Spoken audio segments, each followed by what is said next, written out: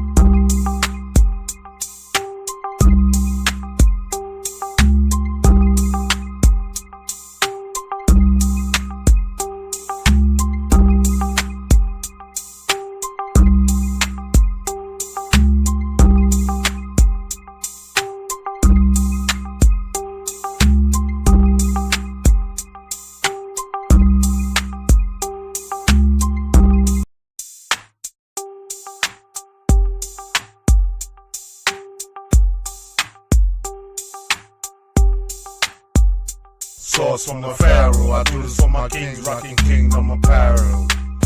Sauce from a Pharaoh, I do this for my queens, rocking kingdom apparel. Sauce from the Pharaoh, I do this for my kings, rocking kingdom apparel. Sauce from the Pharaoh, I do this for my queens, rocking kingdom apparel. Don't need to recount the votes, I'm here to destroy all your hopes, dreams, aspirations. It's like poetry with musical inclinations. I see you peripherally, breathe easily, step lightly like on eggshells, or see real shells. I ring bells, bling bling is green. Don't necessarily need to be seen, but I do need to be heard. In my brain I've accumulated mucho verbs. I'm taking herds to the third curve, tentacles reaching up into the suburbs. 10 o'clock, do you know where your child is at? Inside of a room, all black, grown men beats, that's where we at. As I stack chips, pockets ain't made of glass, so you can't see me dip. Sauce from the Pharaoh, I do this for my kings, rocking kingdom apparel.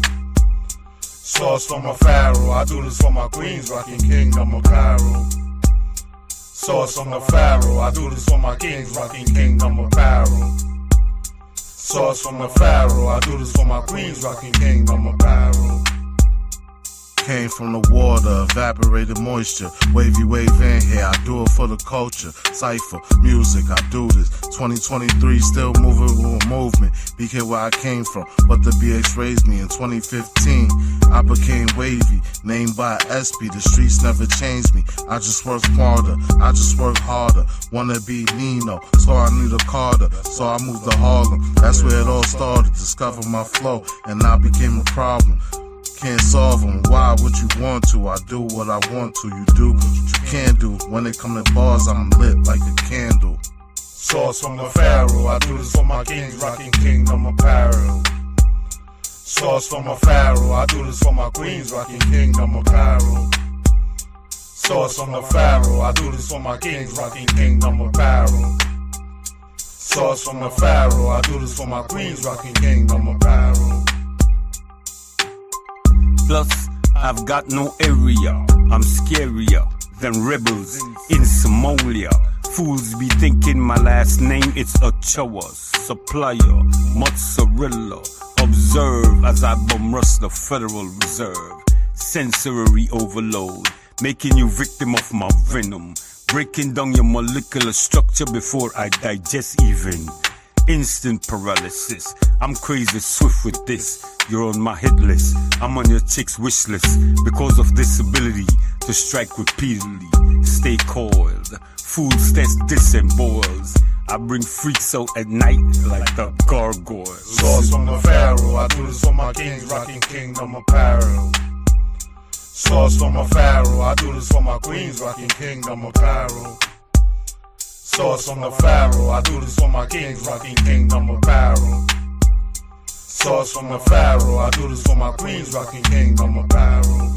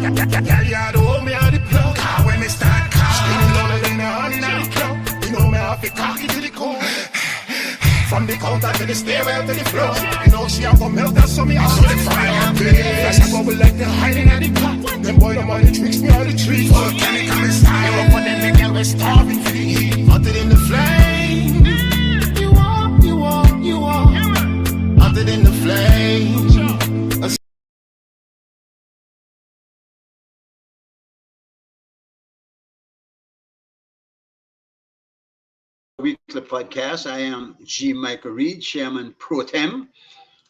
This is our show. We call it Belizean Awakening, trying to get people awake and thinking.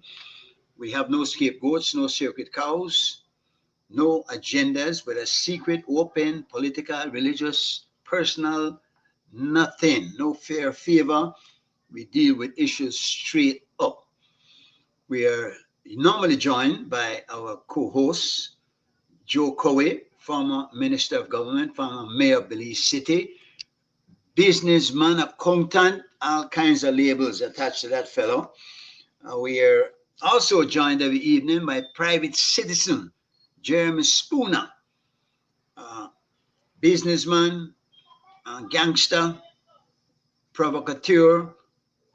He has his labels also. Then we are joined by Gregory Morrison from out west.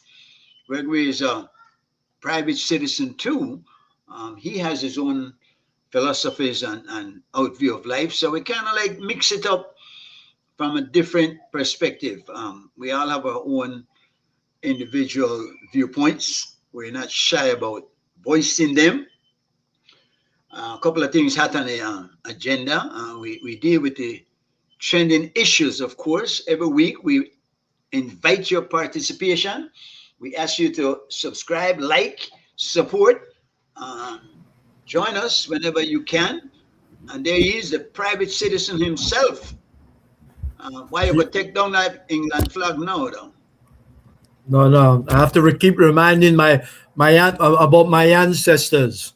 Actually, I have a good Palestinian flag for you. Would you consider hanging that up there in place? No, and I don't agree what Israel is doing there, but at the same time, I don't agree what Hamas is doing either. So I'm not going to fly. What is Hamas doing? Either.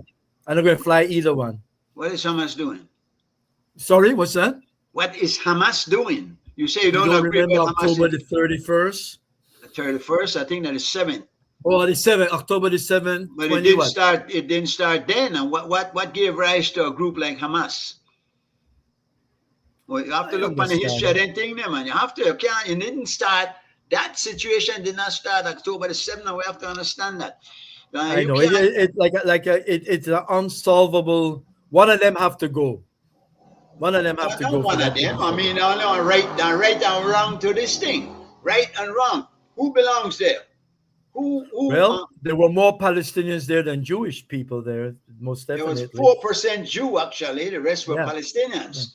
Yeah. And they claim it on the grounds. Remember, we gone through the Bible. They claim it on the grounds that it's their chosen. But you don't even believe in the Bible. How you going to? Well, no. I'm just saying that's what they say. I'm not. Yeah, but then obviously it has no merit because you're saying there's no merit to that.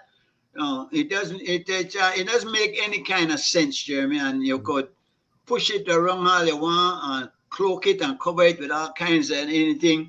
But at the end of the day, if they did not go in there and settle on those people's land, we would not have this problem at all. Because that is what gave rise, and the National Convention, International Convention states that oppressed people have a right to rebel.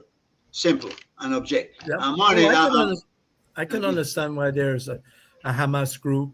I can understand. I mean, no one sad situation. Gregory, welcome to the show. Good evening. How you doing? I'm doing good, sir. I saw you were present at the diaspora and conference today. I had to be. I wanted to be a bit more involved, but I wasn't able. But there was a lot going on, no? Yeah. You had two reeds there. Two reeds were there. The dark one and the white one here with us. Which reed? I didn't see him.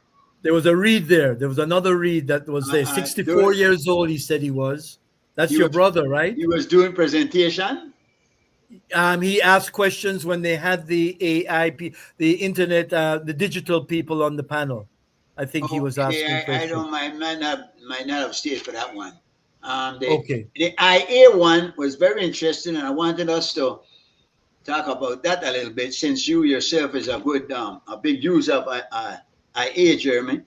Yes. They gave an excellent presentation, and it was interesting how they tied it into the diaspora issue. But I explained to them that I think that the IA matter is a much wider topic that requires a lot more discussion. Yeah. Well, you know something, G. Mike, if I could interrupt you here as you're talking about the summit. I spoke to Steve Perriott, the Groove Master, because I thought that Krem was responsible for the filming and all of that, or the broadcasting and all of that. And I mentioned to him, I thought it was very unprofessional. They never did a sound check before the thing started. You couldn't hear Dr. Williams. playing the Oh national man, he anthem. was amazing. But you couldn't hear it. You couldn't hear it on Serious? live streaming. You couldn't hear the national prayer.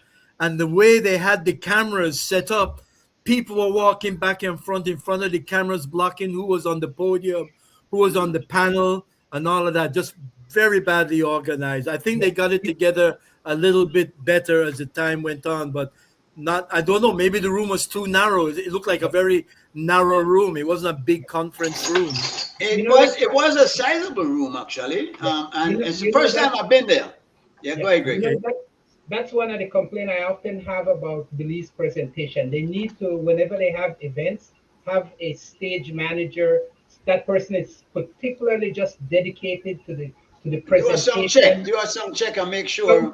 Presentation. I've seen where they put people on panels and the table is too short and the tablecloth is not sitting properly, and silly little things that could just make the presentation look professional in what's going on. To me, it looked unprofessional. I was disappointed in that. But the presentation of it sometimes is very wacky, and I go, they didn't think about. They need to just start having a presentation, a stage manager to sort of look at the sound. We have somebody here now that might can help us, and he's been with this kind of stuff for many years. I don't know, Joe. Good evening and welcome. Good evening. Welcome back. why are we so blase? Why can't we get it together? And you could say Belize is a young nation, but we've been doing this a while now. That's no excuse anymore. But this might be a part of what the guys on the IA panel were suggesting that they could bring to Belize, and the technology and maybe the expertise to make things more professional, no? Know that what I was talking about and Greg is talking about. You don't need anybody from outside to tell us how to do that. Cameramen, photographers walking around in the conference room, walking in front of cameras, walking in front of people at the podium. Everywhere else in the world, you have a line, and if you don't have a we need somebody to come in and tell us. Just get a telephoto lens. That's all you got to do. Obviously, then we need somebody to come in to tell us we're not doing it. What do you think? We're not doing it. But I think they don't prioritize presentation. They don't have that as part of. And that's you really think so? They must, man. I mean, it's common sense. I've seen it so many times on presentation. And it seems to me that, as I said, that they just need to dedicate one person to say, you're going to be the stage manager. The presentation. Yes, exactly. You're going to make sure that everything, that people are not walking in front of people, that the camera is set up right, that the sound check is done correctly, and that, that the order, the program, I'm not talking a master ceremony, that the order of who is supposed to be next in line is ready. Somebody is nudging them and said, "You're up next." That sort of performance you need to just hide together and make things look click like we're professionals and we know what we're doing. That's where I see a lot of the failures in the people that get on the stage are usually good presenters. The information is healthy and worth listening to and everything. Just that presentation, it seems to be lacking a lot of times in what we're doing. Got it. All right. So now the matter of the diaspora summit, though, the one interesting concept, and I've there are a couple of things. I think they took it up to the Grand Resort, when I call it Grand Resort, or the casino, by the excellent venue, but not somewhere that the typical Belizean would be going to. So they kind of like good attendance, though, right? I saw a lot of people in the there's a good, and I think what it is, they weren't basically catering to the average Belizean. I think they're thinking about getting investments and cater to people who are abroad with money and able to invest. So I can understand that also. But I did find, though, that in my opinion, they were selling a product that's already bought. I don't think we no longer have to convince the Belizean people that the diaspora is useful, that the diaspora can help us, and if we come together, it's better than if we stay apart. That I believe is understood. What I found that there were a couple of the presenters were focusing on, well, the boxes come in and Belizeans like the box, and sometimes when there's a simmy gimme, and I'm saying you can't paint everybody with that brush. Not everybody is like that. Not everybody also from the diaspora will come to Belize and act and play like them better and know everything and nobody else not know nothing. But there are some who will also. So there are some lines that are there that we're going to have to work it out, how we're going to cross over and get to the other side. But we have to be honest and start with honesty. The two things I think they locked in was honesty and punctuality. Punctuality is the hallmark of professionalism. They said they were going to start, they had it, they were going to start 8 and they turned out 9, then they went late in that and went to about 9:10, 9:15. But we have to overlook. And lunch break was at 1. Lunch break was at 1. And I was hungry. Then when I went, they were giving lunch. And when I get there, they asked me where a tag. I say, I got a tag hanging on my neck, but there was one I was supposed to have on my hand. And then I said, well, you know what? Wait, we're going on here. They know this has to happen. And then when I say, you know what? They say, well, since you don't have a tag, you have to pay $40. And our buffet with about 3 or 4 items on it. And I'm saying, well, Miss Sari, I pay. I could go down the street and have nice food for $12. I'm sorry. I wasn't about to. I felt a little disrespected even because I'm there, you know. And if there's a fee, then come and tell me. Well, listen, there's a fee, and if they get it, so unfortunately, I left and I had some things to do anyway. So I say that's it. But at the end of the day, is a step I think in the right direction. And again, they need to stop selling this product that's already marketed. We agree with the fact. Can I ask you, G. Mike? I forgot the flyer for it, but what is the object of this summit? What are they hoping at the end of the summit? Exactly, that's what to present. Yeah. Well, from my understanding, and I think it's more about inviting people to invest into Belize. I think though that they're presenting it as a bridge, a step. They say they want a seat at the table. I was having a discussion with a couple of the people, and my point was that there's a sticking point because until we get, and everything seems to be going to that point, but until we get past that point, we can't get anywhere. That sticking point. I was talking to the minister, and he said, you know what? The government is looking at maybe even waiving the 3 months residence that you need to be resident in the country before you're able to vote. He said, we think we'll make anybody could vote. But I said, well, Minister, the sticking point is whether they can run for office. And this is a thing that what has been a problem from the very start, and where my issue is. I can work with the waiving the tree because they come in and vote anyway.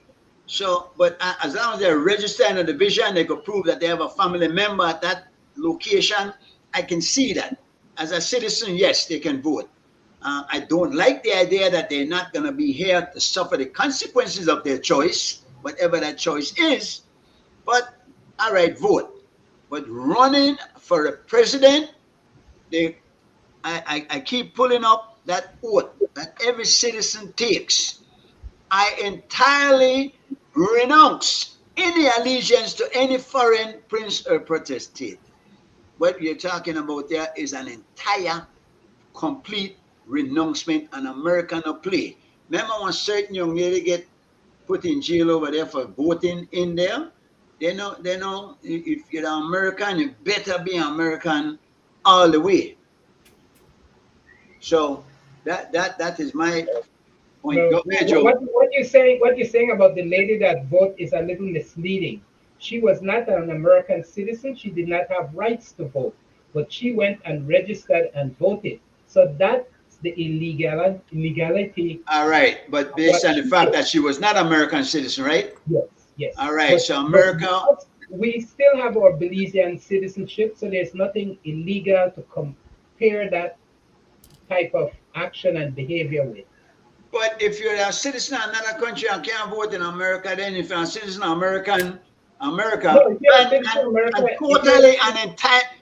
totally and entirely citizen of that country, you have renounced whatever other country you belong to. Remember that by oath, to swear to God. They say that, but they don't. They don't mean it. They don't mean it. Citizens of every other country. But you're saying it.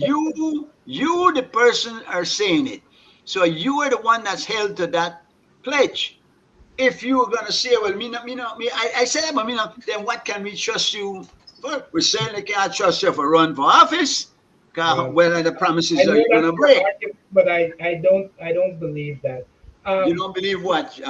Ray? What's your argument there? The way you're parsing it, I do believe that people are trustful and can serve the nation of Belize and the American. But you're missing the point, Jeremy. Pull up the oath. It's short. It's a short oath that you swear when you. What do you want me to do? Pull up one. The oath for the American citizenship. American allegiance. Okay, the American oath. Okay. Oath for American citizenship, and I want short in about a paragraph. No, I understand it. It's a very persuasive and all-in-one sort of oath that does seem to put people in a bind, and I could understand why America does it and why they have this particular oath. Mr. Morrison and Mr. Gentlemen, I want to ask a question, but I just answer something quickly. We all know what is the oath that they take. It's swearing allegiance to the United States and the United States only. Mm-hmm. That's what it is. Yes. Yeah. Can I read it to you?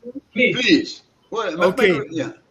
The U.S. Oath of Allegiance is a formal, legally binding promise made by immigrants during a public naturalization ceremony to give up foreign loyalties, support the Constitution, and serve the nation when required.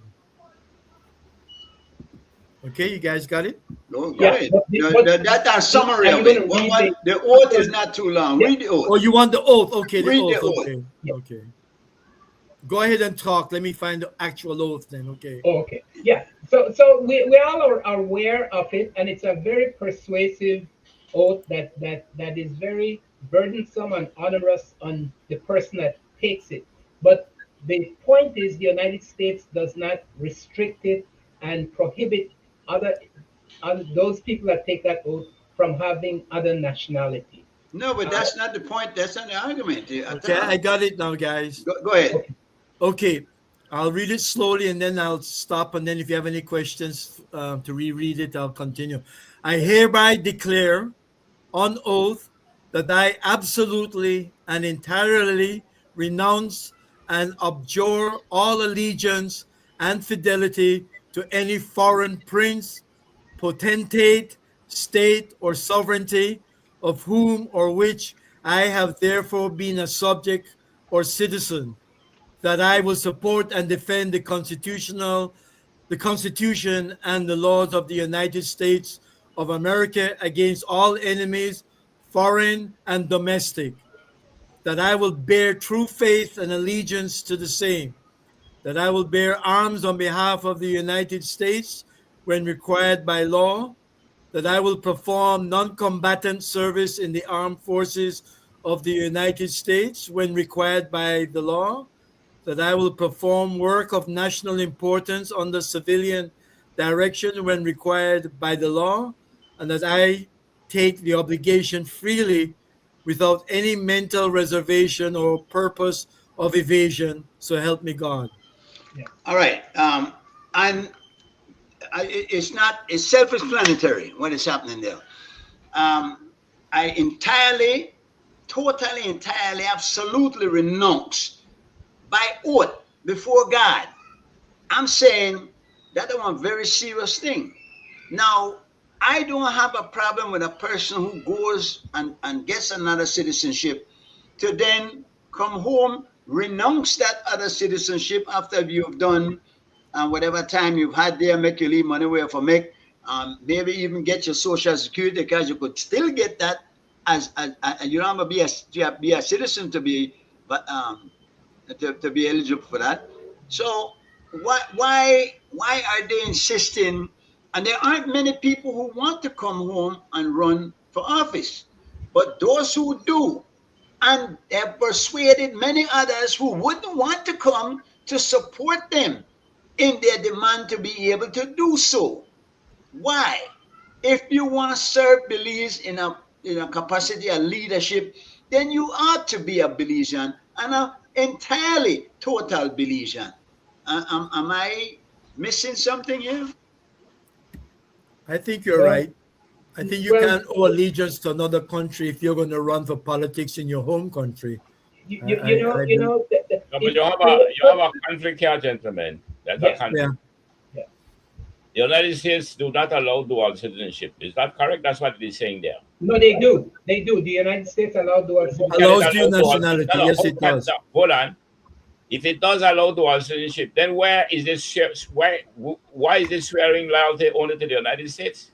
And why are you renouncing? Priority, it means that, they're not going to say you have split loyalty, because they don't want traitors and people that will betray. No, Mr. Morrison, please allow me to ask the question then.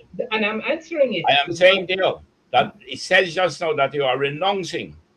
Yes. As an immigrant. And an immigrant, you are renouncing. Yes. All other sovereignty and loyalty to any other country. Is that correct? That's correct. It says that. And only to the United States. Citizenship. No. How is it that the United States can allow dual citizenship? Because it does. It just means it's a contradiction, though. Really, I agree with you, Joe. It does not. It doesn't. It does. Of course, it does. No, it doesn't. Look it up. How you want? All right, Jeremy is jumping on it right now. Jeremy is jumping on it. I know, Gregory. What your point is that a lot of these things, they aren't enforced. But the fact is, America will enforce some shit on a drop of a dime. When you don't think they enforce it, but for whatever reason, they will do it. So it is important for us to know, really, if they allow dual citizenship. They might allow it, but it's a contradiction with the oath to citizenship. Mr. Morrison, are you telling me that oath, as it is written there, the question, that oath, as it is written, allow dual citizenship? Yes. All right, just look it up for Mr. Jeremy. Look at if America allows dual citizenship. Okay. AI overview. The United States allows dual nationality because Supreme Court rulings and federal policies established that citizenship is a constitutional right that cannot be taken away unless a person explicitly intends to renounce it. While the U.S. oath of allegiance mentions renouncing past allegiances, no law forces naturalized or born citizens to choose only one country. Yes. All right, good. It's contradictory, isn't it? In the words of that oath, it does create a little bit of a contradiction. But the law allows us to have dual citizenship. Good. American law allows you to have dual citizenship. Yes. Belize law allows dual citizenship, right? Yes. Good. Yes. Now, the point we wanted to make just now was that if you are a citizen of Belize, then you should have the right to vote, right? Yes. And you should have the right to run for office. Yes.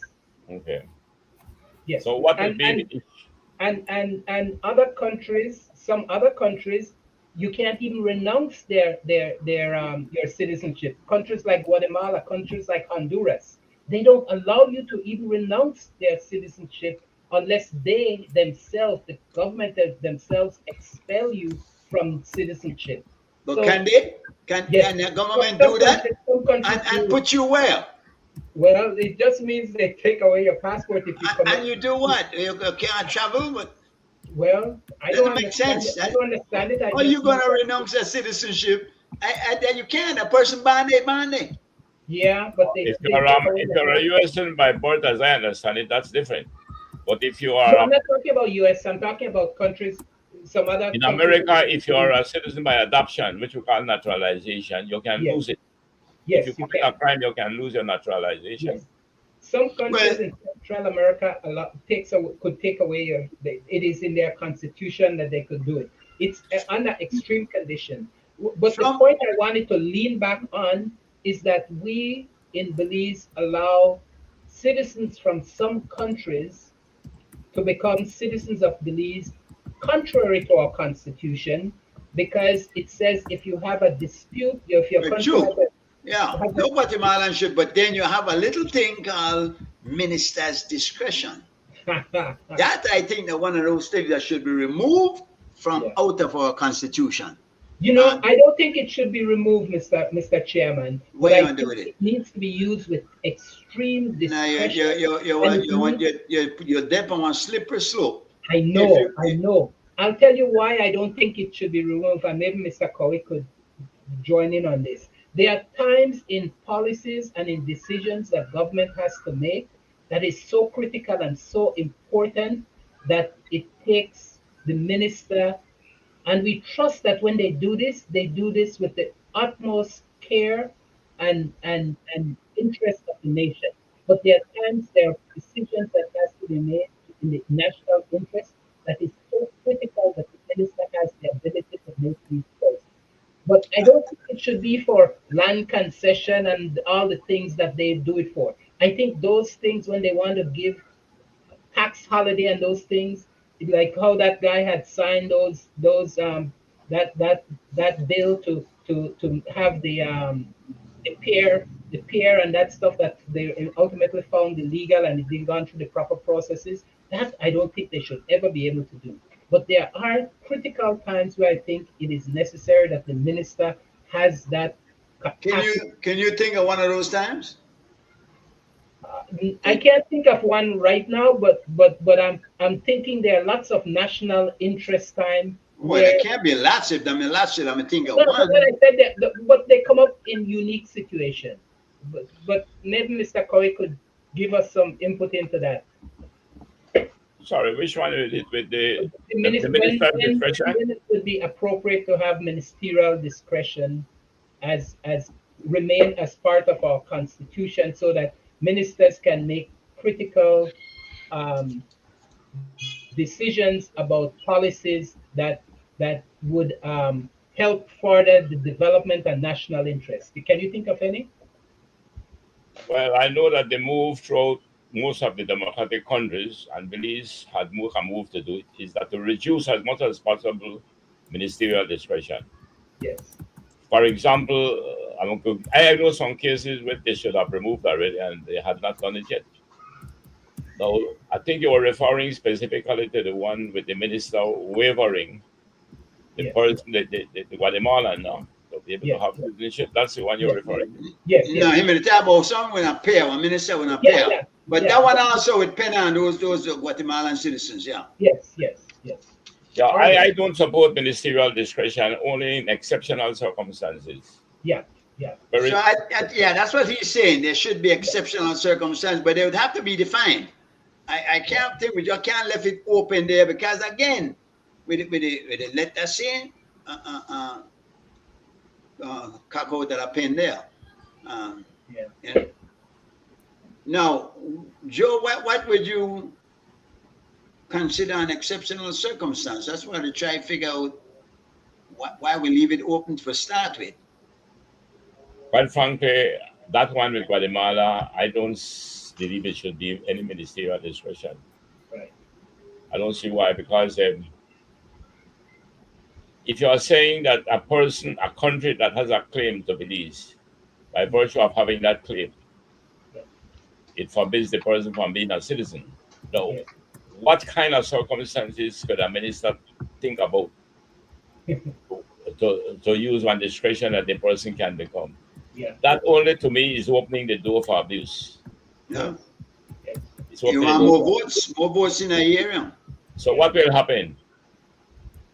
If the people are, let's say, one party in government, and those who are advocating for it will get it. Mm-hmm. But if they go there with other people, we may turn them down. Because I'm saying that from the fact that you are saying To me, I would not have made it such because you are making a claim, you will penalize a citizen of that country. And then you turn around and then you say, well, yes, they were denying them the right, but the minister can waive it. That doesn't make sense to me. Yeah. I don't think I and never the thought that. Constitution that it shows that that's an extreme position, because that is not just a law. That's why I'm asking, what would be a case, hypothetically, that would want a minister to use discretion to grant it despite of the country having a claim? I don't see. Let's say I'm just going to think of a frivolous case. Let's say there's an athlete that comes to Belize, and there's a residency requirement, and we said, oh, we want this athlete to represent Belize at the Olympics. They only have a month or something like that. That way, I think they could say the minister would have a discretion to make this person a citizen, so that he could then be a representative for Belize in the Olympics. It's those kind of things I see where it is valid and where it would work. It operates in a very narrow window and affect a very small. You know of any application made by a Guatemalan that has been denied? No. All right. That's what I'm saying. It's baseless because nobody have been denied. Yeah. So why you want the law? Just remove it. Well, it's not only a law, it's the Constitution. Yeah, which is the law, the supreme law of the land. Well, yeah, but I mean, it's not just a mere legislative law. It is the very essence of our society. You know, I just want to leave that my input into this discussion. What I find extremely confusing, and I did that with it before, is American wrote of allegiance. Yeah. And still allow dual citizenship, which they're not formally allow it. They're not formally allow it. They are formally allowed because the Supreme Court allows it. Yeah, because I was reading something just now. They don't formally do it, but they then came out either and disallowed it. Yeah. I understand what you're saying. That's why I said it's a contradiction. One is telling you that you are denouncing.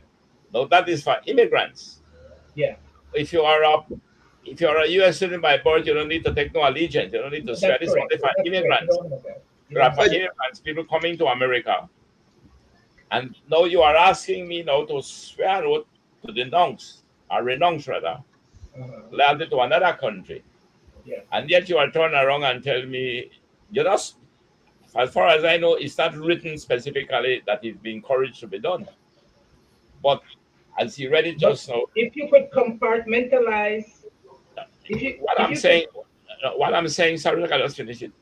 If Belize allowed dual citizenship, we do allow it. Mm-hmm. Specifically, it is in our law that we allow it. Yeah. So what the US is saying is that if you is a citizen of Belize and you want to become a citizen of the United States after residing there for a certain period and meeting certain requirements, mm-hmm. you are renouncing. Yeah. Your not your citizenship, he says, but you see what you're renouncing. Would you not be renouncing your loyalty to Belize? Yes, you are renouncing your allegiance, but that doesn't say citizenship. The split hairs here. The split hairs. That basically the same thing. That is the same thing. They don't have to spell that out. No, man, you can't say another. If you the renounce allegiance, you're the renounce. That citizenship is inherently allegiance. You can't say the renounce allegiance. No. Mr. Cowie, come on now. Anyhow, I would not. That's something where I would. The only concern I have about it is the whether we should allow Belizeans who do have dual citizenship to be able to vote in Belize. You cannot vote in Belize unless you're a Belizean. Yes. Yeah. And the issue of what I thought, and I wanted to come back to this conference. I'm sorry I couldn't be there. But I thought that the conference again should have been driven more by economic considerations. Tomorrow it's a 2-day because conference. If you can get over the investment aspect, you can more settle the issue of voting. Yeah. Explain that. Drive everything. Yeah, I am saying is that if Belize needs investors And we want with domestic local investors, but they are not enough to sustain the growth what we need for the country. So we have been make every effort to attract foreign investors. I made several attempts, me personally. In fact, I'm in the process of a group right now in New York for the same reason, led by a Belizean, to get American Belizeans to invest in Belize. But when you have your investment in Belize, I think then we could be more leaning towards allowing you to participate more in the political affairs. Because you have investment. Yeah, that I could see that. The concern I have is that if you have no investment in Belize, you are no longer domiciled in Belize. You have lost your domicile too, not only your residency. And you can come here and could vote to make a decision that could affect me who live here, but it don't affect you. No, I know this about that. Well, let me say something. I don't have a problem with people traveling to Belize and voting. What I do have a problem with is bringing a polling station in the United States and have people that live here vote. That I don't agree with. That I don't. But if people want to leave their home here and go to Belize at election time and participate in the election, I don't have a problem with that. I have a problem. No taxation, no representation.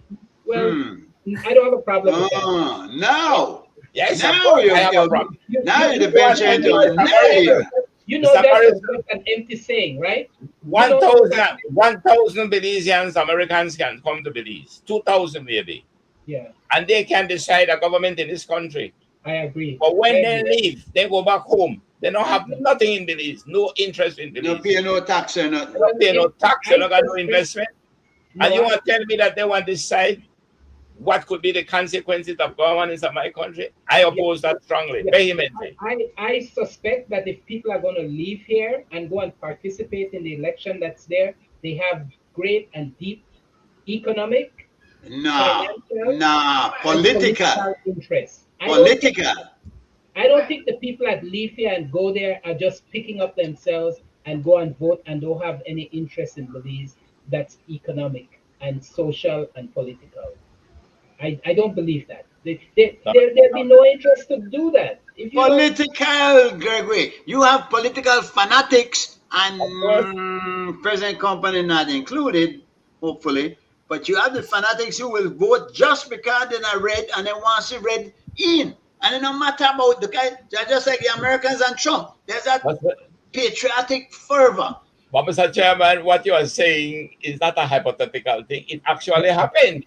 Yes, it does. Yeah. It happened. They used to bring, before the re-registration, a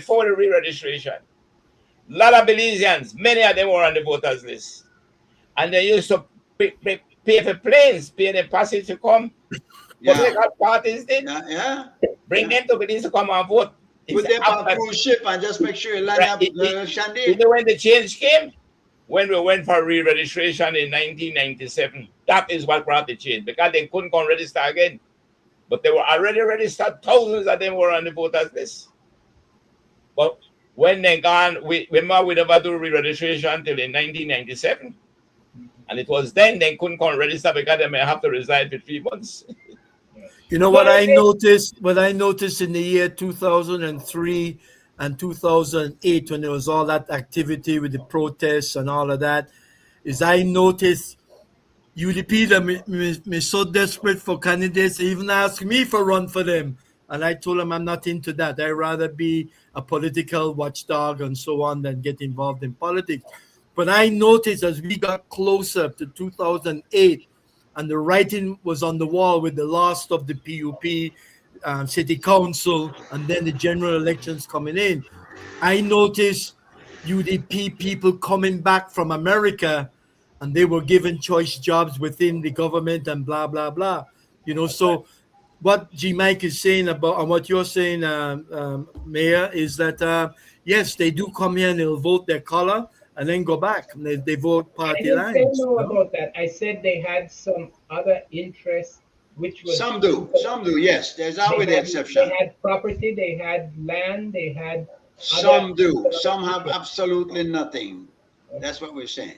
So, but can I ask you something? You're talking about investors. I hear all the time, we want foreign investor, we want foreign investor. What type, and I'm hoping at the end of this summit, there may be a summary or a conclusion to tell me what kind of investors are we looking for? Are we looking for more Chinese stores, more Chinese restaurants, more resorts? Are we looking for manufacturing? Are we looking for computer services online, writing software, blah, blah, blah? What kind of investor are we looking for Belize that will help Belize? As long as they have money. It's money. I can answer that for you because I have been very much involved in it myself. What we should not have done that we did, we didn't bring investors to Belize. We sold the passports and we sold the permits to bring merchandisers to Belize. Yeah. They are not investors in a sense, but they were just coming to open restaurants mainly, and getting in against the local activities, right? And they were the majority, 1900 were in merchandising. That's what happened. So to me, that was a waste of time. We lost terribly because we did not bring investors to industrialize the country, which is what was intended. When we gone for economic citizenship, the idea came up that because Hong Kong was to return to mainland China, and Hong Kong investors mainly were family members. They were not limited liability companies like the United States. They were mainly families. And we were looking to quote those families over there to come to Belize rather than to go under mainland China. That was the purpose of the economic citizenship idea. Yeah. But it turned around that didn't happen.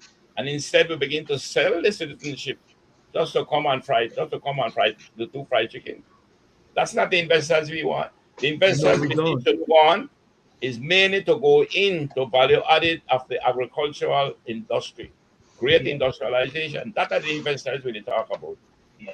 Well, hopefully they have that in mind. No, you might want to go over there tomorrow, Joe, because it's actually a 3-day summit. Oh, it's 3 days, not 2. All right. When will be the next day? Tomorrow. Tomorrow. Yeah. Or you can, from the privacy of your home, watch it on XTV. They broadcasting it live. But of course, maybe maybe I could help me get in. Maybe they do it better. Maybe they do it better. Now, if you watch TV, if you got TV, Joe, you can catch creme. You can watch it. Oh, but you can't talk. All right, good. No, man. You can't. Yeah. I don't think you could. Can't interface, no. Yeah. But part that I'm interested in promoting the Belam for Belize is investment. Yeah. I think that's where we should be driving into as investment. Yeah. Industrialization, value add. But the entire today the part I saw, the minister gave a brilliant speech. I was very impressed. Mr. Karim Musa. Yes, yeah, he gave an excellent speech. The mayor gave a nice speech, and Ariel Lightfoot seems to be spearheading this whole thing. Yeah, she and Verla Pitts. Right, Berlin. So they were both have been. We're kind of nemesis on Facebook because of the simple idea that I have stuck firm on the point that nobody who has a dual citizen or anybody who's not a citizen of Belize should run for parliament in Belize. They can vote, yes. And again, I would be moved from the point where I think we need to maintain that 3-month residency before they vote. I could say even, all right, make them come in and vote as citizens. And yes, but I agree with Joe that the fact that they're not going to be here to live with the consequences of their vote, it presents a problem. But if they come in and they have investments here and they have family here and they come often, I don't see a problem. You know, I could see waiving that 3-month residency or demanding that they live here to vote. To run for office, though, and represent a particular area. Maybe I had suggested one time that we have the diaspora as an electoral division. You have about 3,000 people. That's the figure that was thrown out today. 3,000 people, 52,000 registered persons living in the United States. That's a block. And maybe if we could have a I think there's representative. more than 52,000 Belizeans living in the United States. Those are registered. That were legally registered. Oh, registered. Because a lady was there today. Yeah. Miss Murphy, I believe it is, representing the she's diaspora affairs, no? And I'm happy to have made her acquaintance. Now she said she wants Belizeans to register, to tell them, but and my question was, well, how are they, those in particular who are there legally? I kind of tough to get them convinced to register for anything right now. They don't want to go to a store. And so that was a tough situation. I hope though that, because if for us to be able to cater to their needs, to help them in any way, we need to know who they are and where they are. So it'd be nice to have the registry expanded. Gentlemen, one of the issues, again, we need to look at is that when we look at certain principles, let's call them international principles, that is, gain widespread acceptance, we have to begin to ask ourselves, how relevant are those things to Belize to apply the principle? We're talking right now about the amount of people who are Belizeans or of Belizean descent in the United States. And yes, we'll talk about how much we want them to participate in Belizean politics. But those numbers could cause Belize to be operating from outside instead of within. No, I agree. Those principles apply in a countries that are very large, that those in the diaspora could never get such control. And the same thing happened with us with communal land. Communal land is a universal principle under the United Nations Convention. And it worked well in Brazil because it was large. But those things, when applied to small countries, create problems. Yeah. Another issue, which again many people have not been giving much attention to, the Westminster model. The Westminster model in itself is good, but not very good for small countries like Belize. And the reason for it has been brought out many times. You have in Belize right now 31 representatives. 16 representatives can form a government. The 16 representatives will be in the cabinet. So you have cabinet dictatorship, the separation of powers gone. Now, let's go to the UK. But isn't there a law that you can't have more than 2/3? What is the number? Limited, but the limitation, again, I'm saying, is that they will be able, because the limitation, I think, was based upon some numbers. But if the majority will still remain within the cabinet, because they can bring in senators. The point is to be made now is that if you look on the UK, with what, 50, 60 million people, have maybe only about maybe 30, I think, cabinet members. Yeah. Well, Joe, but they have to look on the legislators. There were interesting points. 400 in the House of Commons. Yeah. So you could never have such a large number in the cabinet. Yeah. Well, you know why our government does that kind of corruption. It's political patronage. But indeed, which is sad.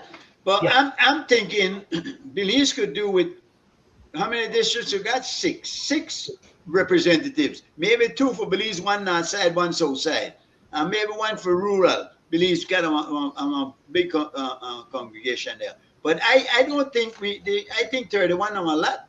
31 is well. I think we are okay with 31. I think that of electoral divisions. But I think what we are focusing on in this conversation is the number in the cabinet, and I think that it should be probably, like we said, a number less than 2/3.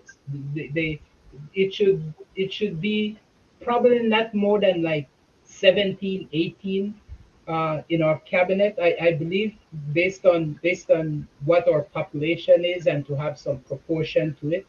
But our government is always trying to hand out favors to people that got elected and seem senior, and not to be too preferential. And that's why I think we're stuck with such a large cabinet and having people that are really not qualified in some ways because they don't have any expertise in the areas that they're serving. But look at the solution. Let me give you the solution that was knocked around at the Parliamentary Association. You go for a hybrid between the Republican and the Westminster. And where is the chairman? They have a handcuff or something? I think he's at the handcuffer, yeah. No, the hybrid is that you form your cabinet from outside. You go Republican for the cabinet. You go by popular vote and elect your prime minister, and let your prime minister appoint the cabinet from outside the legislature. And that is the hybrid that was proposed, which I think is I don't have a problem with that. That's what the United States does, right? That's what I'm saying. They call it a hybrid, only in the sense that you're taking the Westminster and take a part of it and take a part of the Republican, because that is one of the issues I find. So coming back to the diaspora, the point is that the number is so large out there that if you go for those amount of people. No, I don't agree with you. I don't agree that they should do that, Mr. Cowie. I don't think I agree with you. I agree with you. They shouldn't have elected people in the diaspora electing representative in Belize. A lot of my colleagues here in the diaspora wants to see that, but I see how it's unworkable as you're presenting, and I've known that for a very, very long time. For 30, 40 years, I've recognized that when someone had asked me that question, I said, no, I don't agree that Belizeans in the diaspora should be voting to elect representative in Belize, because we see how narrowly, like you said, 2,000 votes could make the difference in terms of an election outcome, and they're not truly living with the on-the-ground consequences of those decisions. So that is a real concern, and I agree with you. Before we leave this point, I want to go to show another side of it, because again, when they were talking, and I felt kind of like almost embarrassed for those who do it, where they, as I say, on Belizean come from states, you want to bring this, bring that, and where bring from here, that shoe, you left that shoes when you're going and things like that. But I'm saying you can't paint everybody with that same brush. And there are people, while we make a lot about the contributions from the diaspora, there are many people in Belize that contribute also. And I can vouch for that from my position of when I try to solicit funds for help. Joe Cowie always helps me. The Habet brothers, there are a lot of people who, and the point I was going to make to them, and I never want to mess up the whole, they were running too smoothly. But say, one person was going to send me a box, and yeah, cool. I say, yeah. He said, well, I can't afford to ship it, but if you could take it out when I get there, I will send it. And I send the box, and I got some help. A couple of my friends, I said, I need to take out one box, got to get something. But none of the stuff I could use. So, and then when they talk about, somebody would just grab one shot and say, well, I don't use it, this one tear and put it in and whatnot. Oh, well, yeah. You know, well, so I guess if somebody don't have the money to send it, you probably don't want to do that effort again, because I think if somebody is sending something, then you know that the quality of what's in there is going to be useful. That's all I could say. You would hope. But I'm just saying, because I found it funny, and I said, well, but because there's not everybody that is like that. And when I see my friends from the States, I enjoy seeing my friends, and they don't have to be that way of bring for me, and make sure you're calling. If you don't left something, then I know where you're calling. Some Belizeans are like that. I'm going to tell you. I find it very disrespectful. You don't know a friend if everything, but for your friend have to give you things for you to prove a friendship to you all the time. So I'd rather just see them and have a good time with them than to capitalize on what they bring. Okay, you don't know what kind of expenses they got.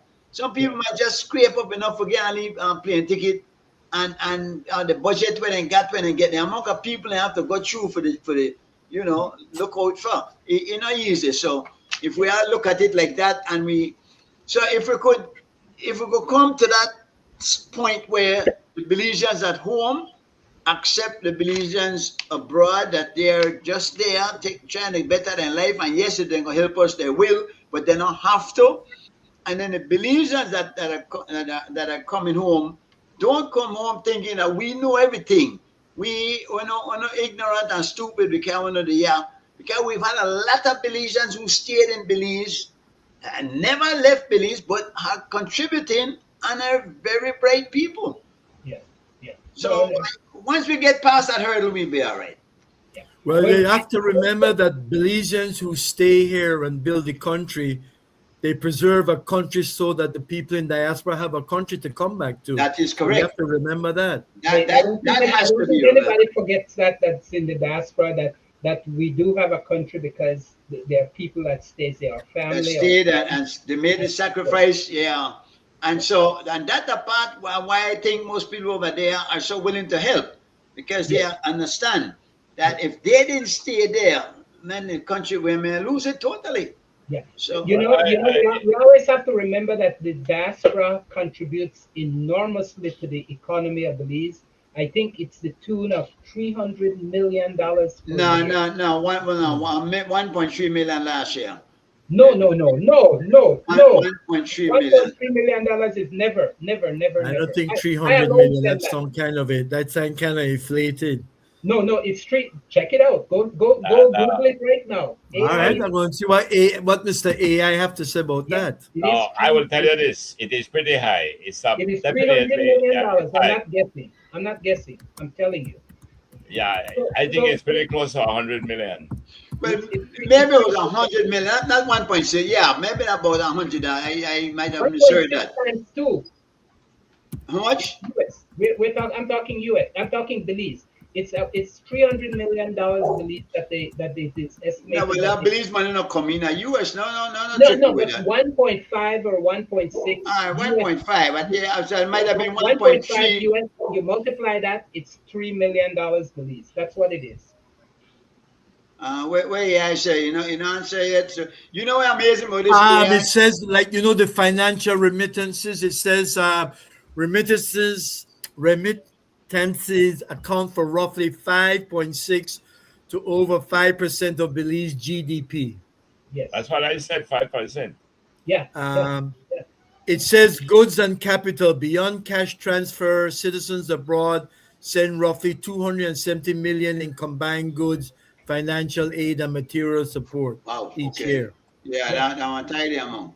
Yes, it is. Yeah, that 1.3 million was way off. It might have been 100.3 million. I heard. Yeah. Yes. But the one interesting thing. So Gregory, thank you very much for your contribution. Remember that is the gross. It's not the net. Yeah. Yeah, because a good amount of it go out too. From the Central Americans, and that goes out of Belize. Well, Central America. We don't have that country. We don't have Guatemalans, that's a different politics, Mr. Cowie. No, that's part of it. No, that's part of the net. They have a net. I understand. Yeah, just like your export and imports, except that one comes in and one goes out. Yeah, I also want to say that one of the disconnect we have in the diaspora is that they allow people, as we said, from other countries that has the claim on Belize to adopt Belize citizenship and give them the full rights. And we have these people right now running and sitting in our parliament and could potentially be our prime minister.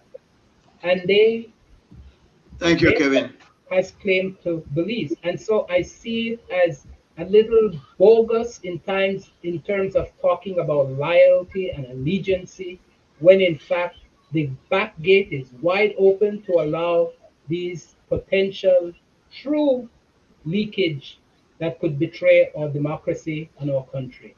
Well, I think I could think of one instance. I don't think there are how many. I think there's two. I think there's two people, and that weren't born in Belize that ran for political office. Yes.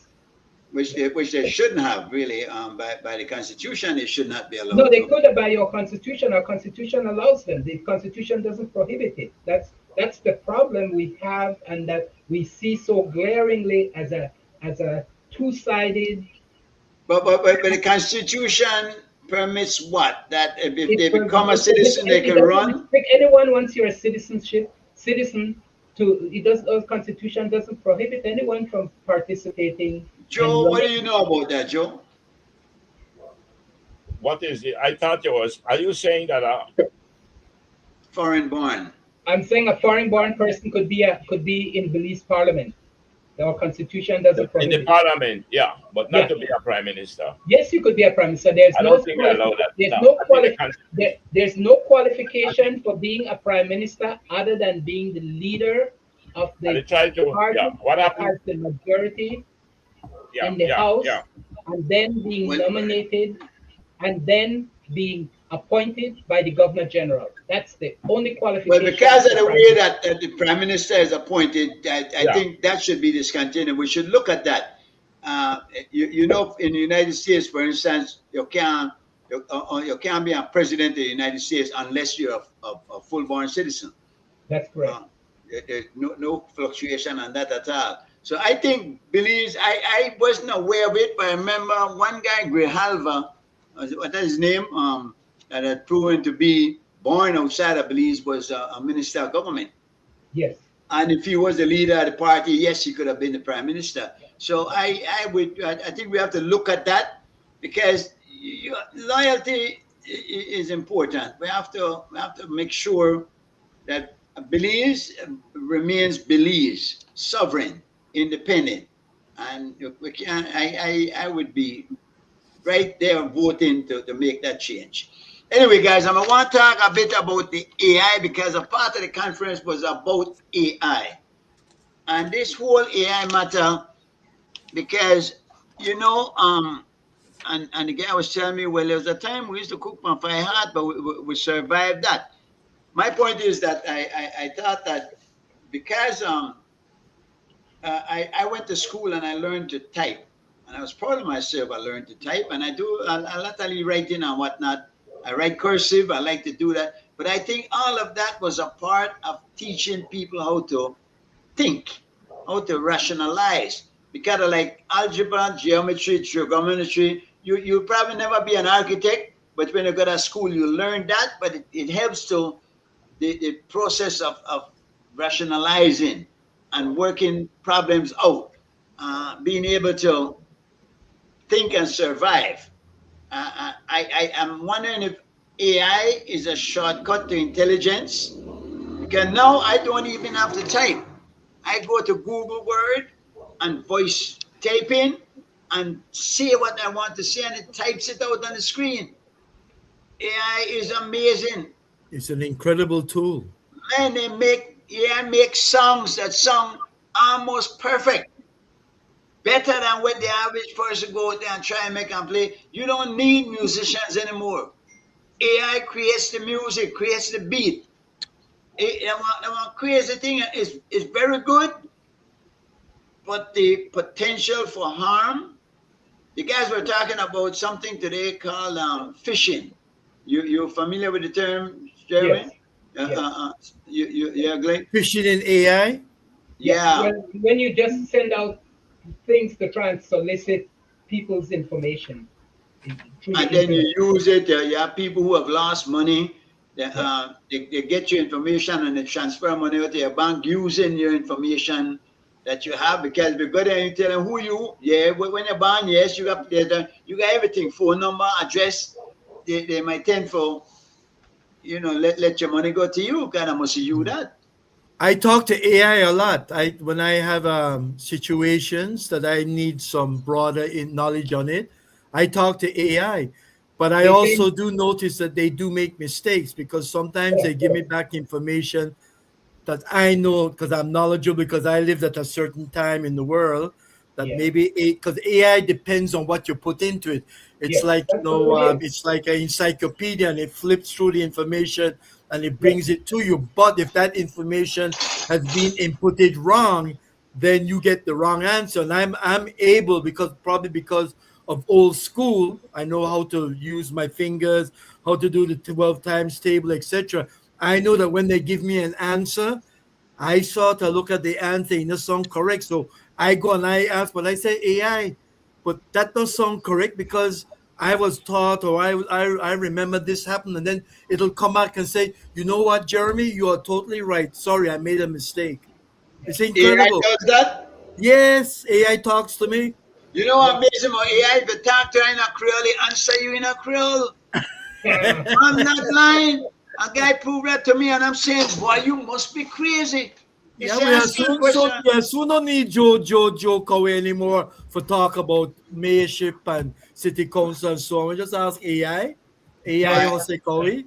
No, It's no, incredible. It's incredible. It unbelievable. is. Like It I is. told you, I take my blood test and I scan it, drop it into AI, and AI tell me everything that I need to know about my test results. So you don't need a hospital again. Well, doctors, they said that doctors is one of the things that AI is going to take over is the medicine tremendously, because it's going to be able to analyze a scan so perfectly. It's not going to miss anything like a human being does. It's going to have a perfect Yeah, yeah. scan. The only thing you need a doctor for is to probably tell you and to comfort you and give you that human interaction that we so crave as human beings. But in terms of the technical aspect of scanning and diagnosing the individual issue, the AI is going to be extreme at it. So You what know are we what gonna worries do? me is that the basics, the kids today are not learning the basics, and I Yeah, think us who Exactly. grow up, yeah, we are at advantage over them. And I yeah, think of it because I think I saw a movie about it. But suppose all of us, because everything runs on electricity, right? Yeah, mhm, there's a black hole. Suppose the world just collapses where there's no power. How yeah. are those people going to survive? Will fall back to the Stone Age. Yeah. And that possibility is real because they said there's what they call sun flares that could destroy satellites and electronic stuff. And then remember we used to travel around with a map in our car that I can't remember I can't remember the name of the McNally map. We travel around and we could find directions and stuff. Now we punch it into our phone or That's right. our That's right. car, and if we don't have that, we don't know where we're going. You see, so we have become very dependent on this tool and this technology, and it could be kind of finicky. No, We, but we a big part of the problem is that you don't even have to read anymore because they read the book to you, audio books, Yes. and kids are not learn. So how though are you gonna double check if something is real? How are you gonna get the information that comes out in books like Animal Farm and Yeah. books like that? Yeah. You know, we had that lady on that had the workshop 2 weeks ago, and she was really pushing um, the computer technology and the literacy on that. And what I was hoping and was hoping to kind of influence on her was that we do need our children to have that basic knowledge, that basic research capability, that on the ground kind of knowledge before we really introduce them to this type of technology. She seems to think that we could move forward, and many people has that same belief. But like you, Mr. Chairman, I believe, and Jeremy, I believe that we need that fundamental knowledge of Oh being yeah, able to oh yeah, read, think, and decipher yeah. things, and be able to add one and two in the very basic format before we totally rely on that technology. Yes, it will Because stop you, life and it will life is allow. real. Life Yeah, is real. Life happens on the fly. You have to yeah, be able to think on your feet. When things yeah. happen, you have to be able to figure things out. If you have not been able, the algorithm is not there present in your mind to work things out like that, you're lost. And Mhm, I was thinking about that today, Jeremy, what you just said. Yeah, you have everything you're relying on the computer, and then you have a blackout.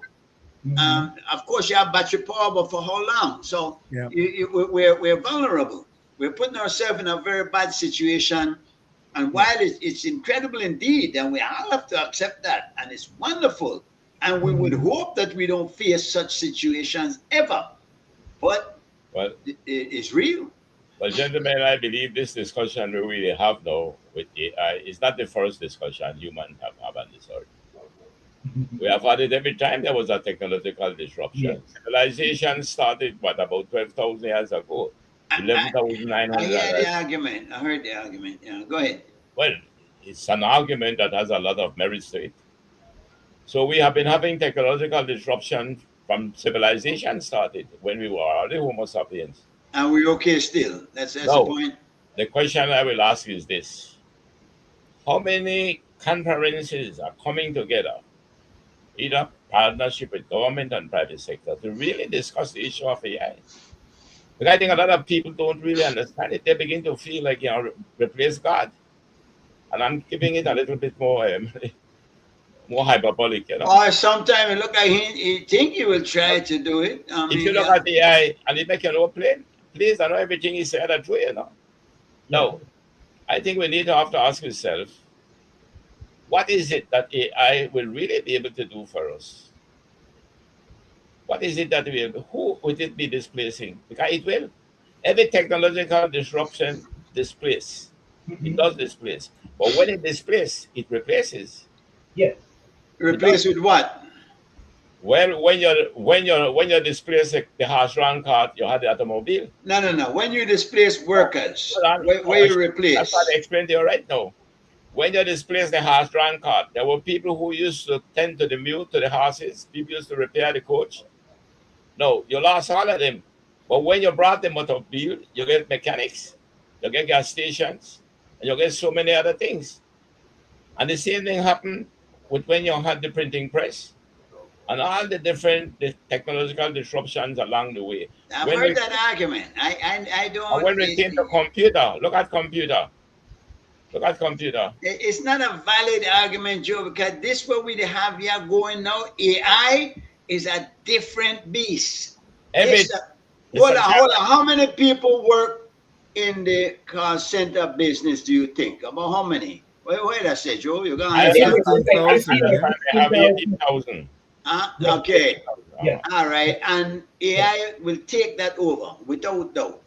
Where are those people? Well, not all of it. Not all of it, but maybe most of it. About 10%. Yeah, most of it. If they'll be answering most of the questions. The experts are saying about 10% will remain, which is low.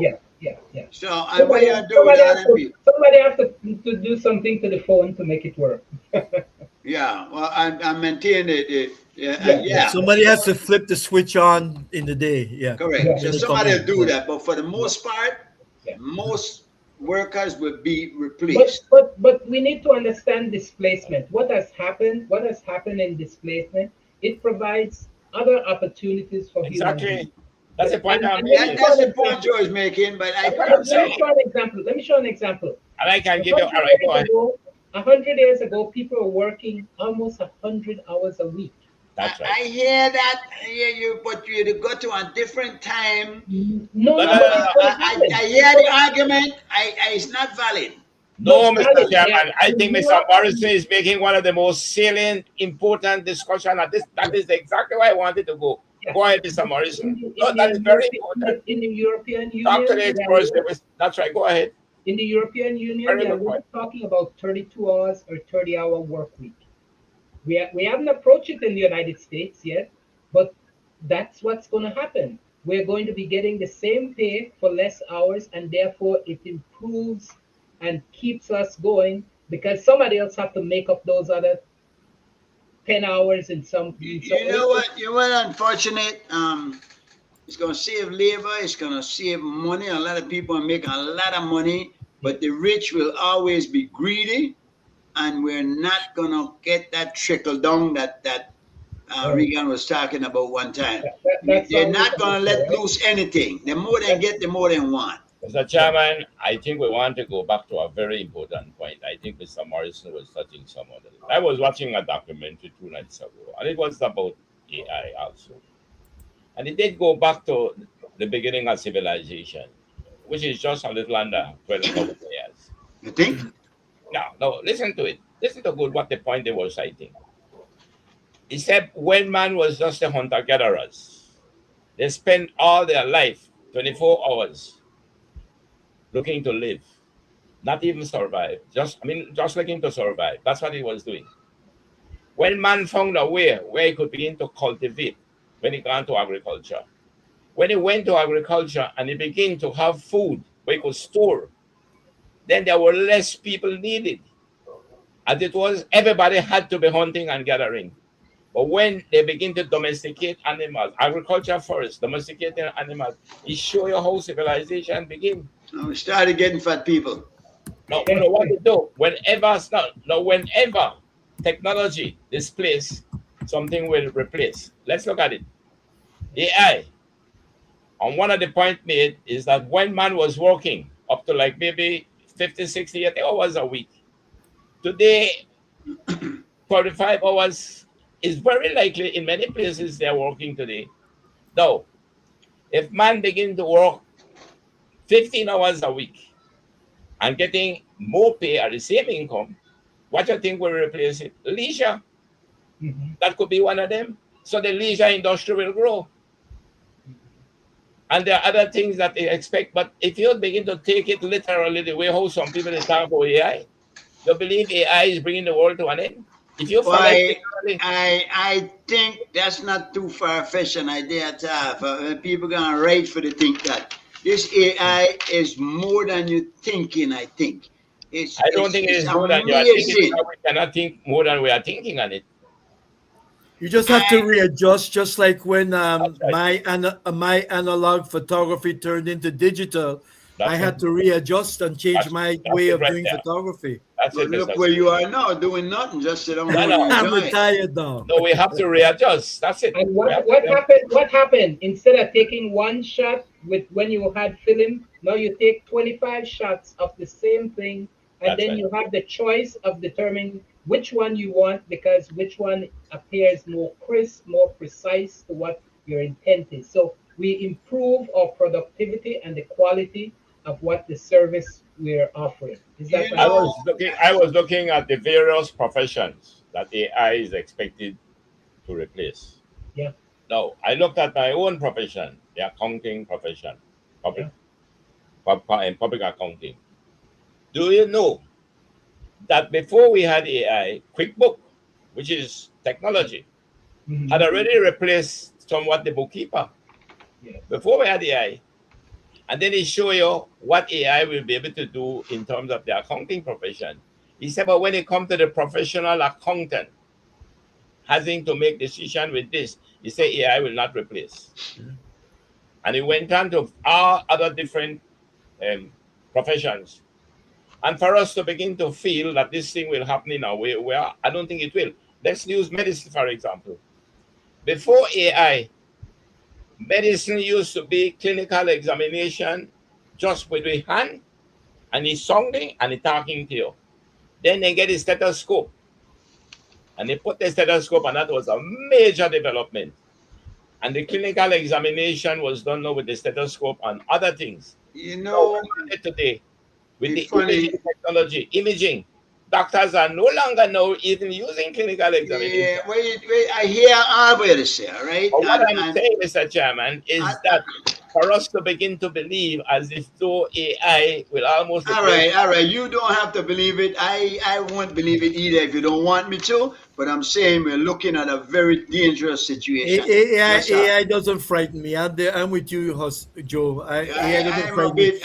You know, AI saved me money the other day. My weed whacker, the crank was jamming. It taught me how to go into the engine, clean the piston because the piston was jammed. Tell me how to take the spark plug out, spray inside there with DW40, make it just sit in there for a while, take off the crank, and then take a pliers and turn your piston and free it and turn it and turn it.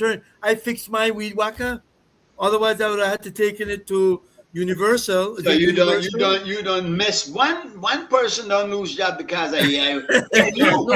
So, but you know what I think? And with it, what we talk about now, the same thing we talked the other day with evolution. I think that is evolution. Joe just said that we're what? How many 15,000 years ago? 11,947. Modern civilization. Modern man or man and a whole? Civilization. Modern civilization. All right. Yeah. But before that, I mean what? Then I mean ape?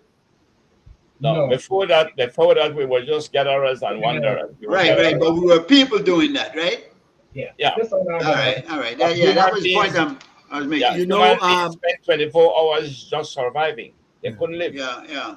Yeah, there were a lot of. I've been reading up a lot about it, and there were a lot of people evolved into what looks like us. But the best one, of the smartest one, and the most one that could endure everything and adapt was the Homo sapiens that were in Africa. In Europe, you had the Neanderthals. Okay, do you know? Talk about colonization and so on. The African Homo sapiens came over to Europe and then wiped up the Neanderthals and colonized Europe.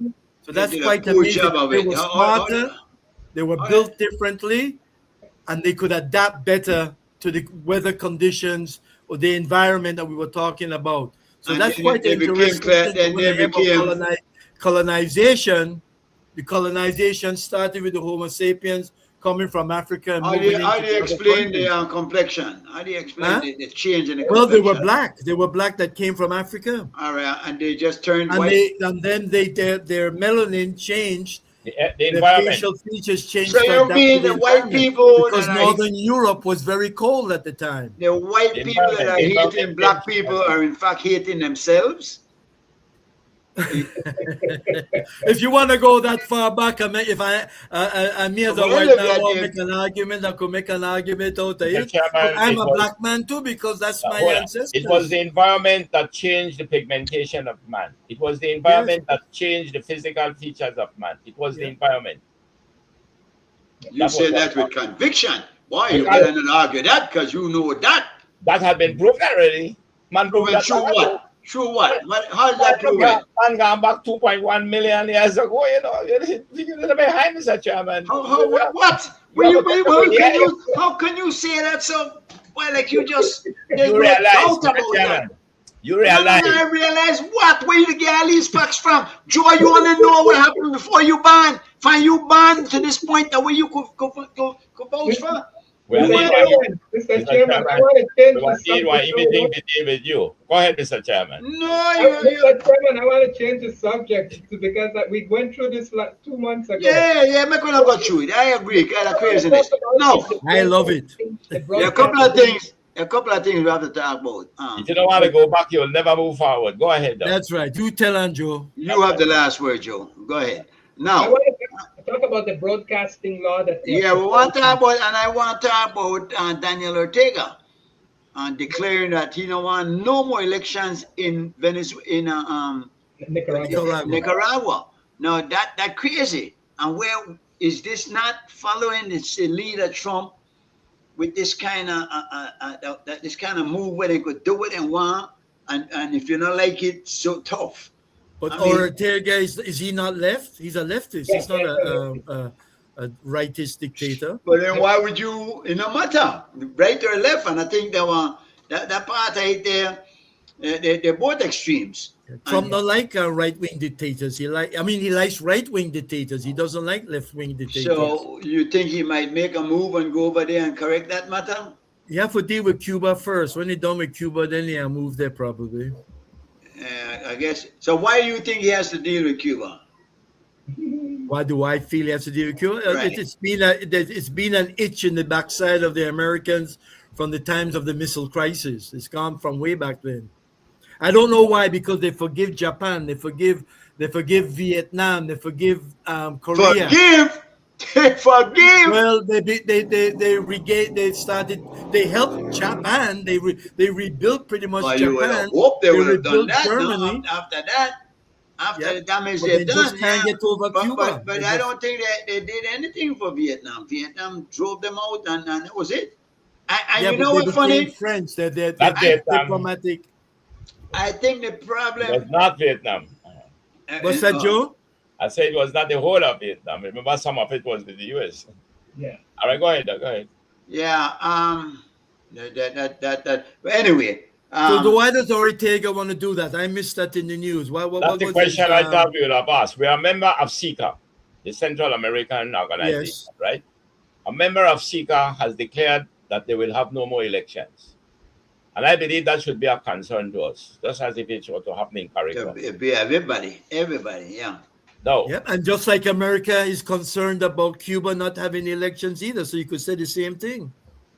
My memory goes back to Ortega when he made it, when he started the movement to get rid of who was it? Sandinistas, right? Was it Sandinistas? Yeah, he started the Sandinistas. Cuba doesn't have elections, or you check that by They have elections, but only one party is allowed to present They their don't have election for the supreme person, but they have elections at the lower levels. They do. Now, coming back to Nicaragua, Ortega was in Belize. He visited. We invited him because we were supporting him the way he was moving to get rid of the dictator. And then he eventually overcome and he won. And now he becomes a dictator then. No, I was in Nicaragua and we were with a group of people. And you know what some of them said to me around that table? He said, when we went to war as the Sandinistas, he said, we all went with guns. He said, and when we came back, those at the top came back with farms and big houses. In other words, they felt that the revolution had betrayed them. Yeah. So what I am seeing Ortega doing now is doing exactly what I heard back then some 15, 20 years ago. But most revolutions are like that.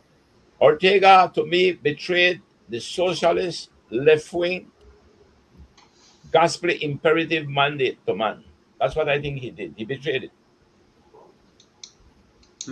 That's right. It was shame, and again, that the greed of man that is their downfall every time. They had the support of the region. But he got greedy for power, greedy for money. That's right. Yeah. So anyway, let's go, Gregory, to this this move by government now that is planning on legislating morality, if I may put it as that. Yeah. That's what it seems like to me. No, go and tell us something. I've seen some things on Facebook, in particular some females that have been men, and they want even death threats, and they want and a lot of time they're over man with next to man, and some really gross givings when they put out there.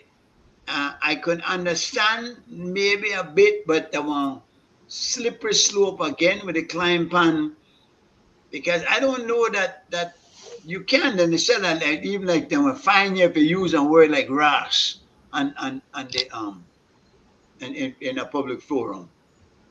Is that you see any sense in it, Joe? Have you heard about it?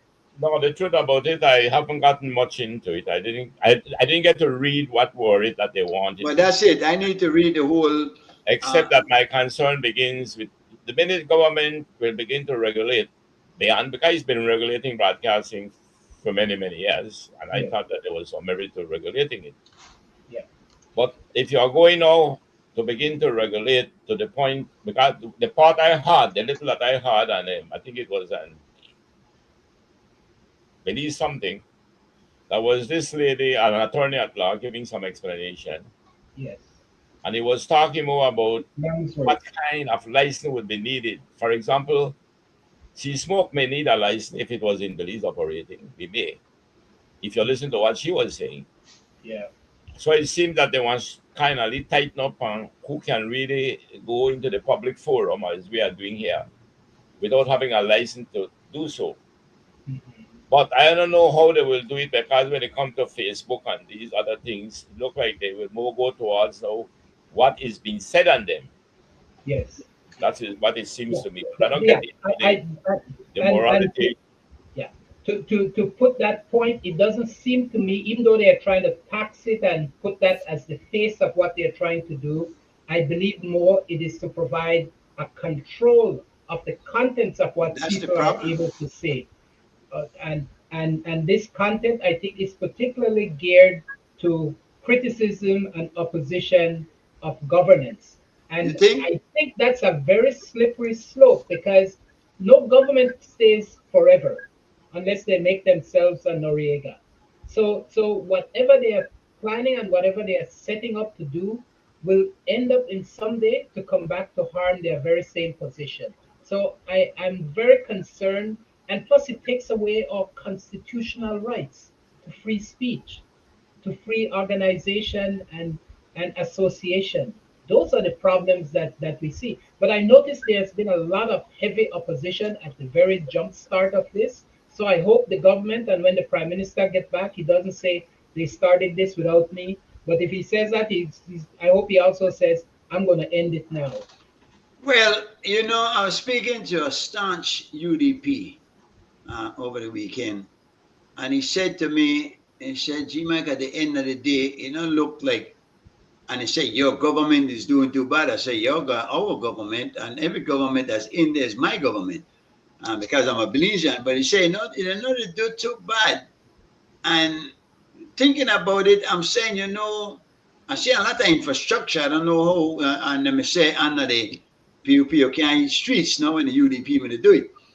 But I think I've noticed also a tendency on the PUP for listen to the people. Case in point, the 13th Amendment that there was such a big hoopla about, and they just quietly withdrew it after the objections of the people. So, and I'm thinking of a good example for people as to what we can do when we raise our voices. We tend to think there's nothing we can do, but there's a lot we can do.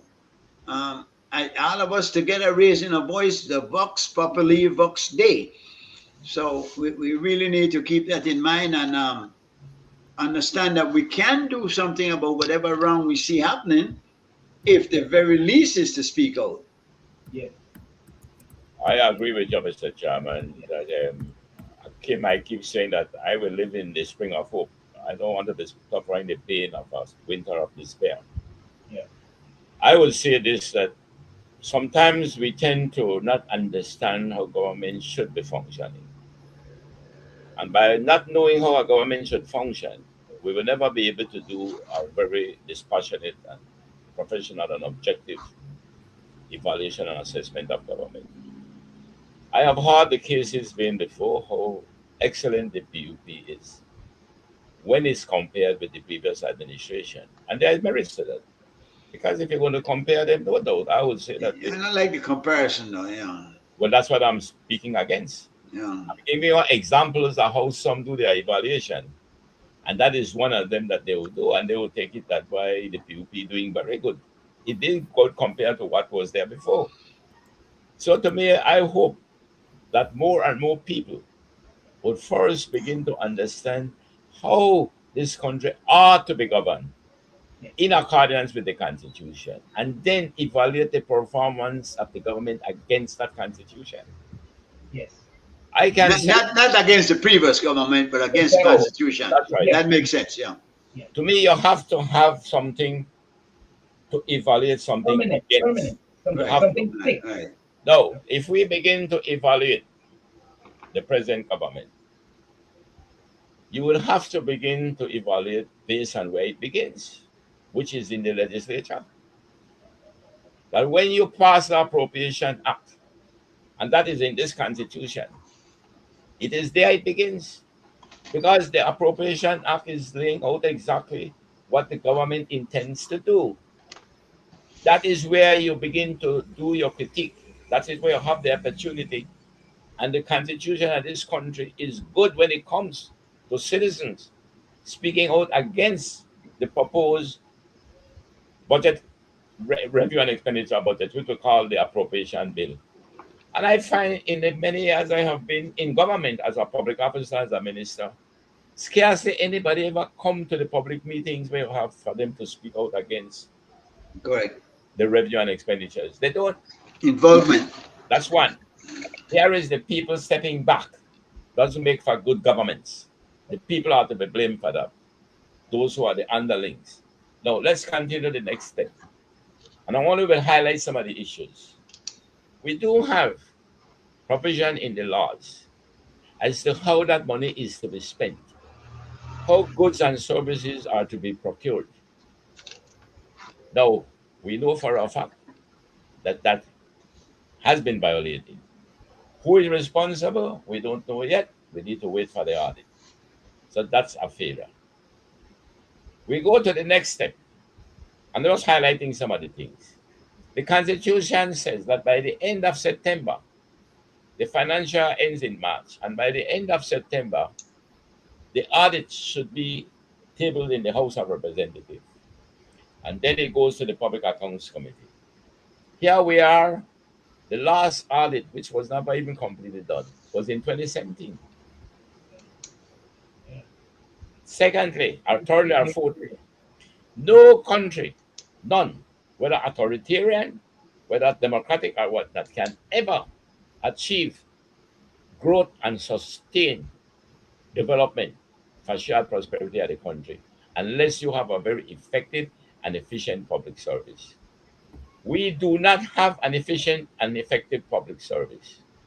One, the public service needs to be right sized. It's too top heavy, too big. Two, we are not complying with the recruitment laws, the very commissions. Just recently, the court ruled against the Judicial and Legal Services Commission. Imagine the one that is dealing with one arm of the government, the judicial system. Gentlemen, when those things are not being complied with, I can begin to say, by fine, you might say the other person, why, but where do we talk about? Look on the nice road with them billion, man.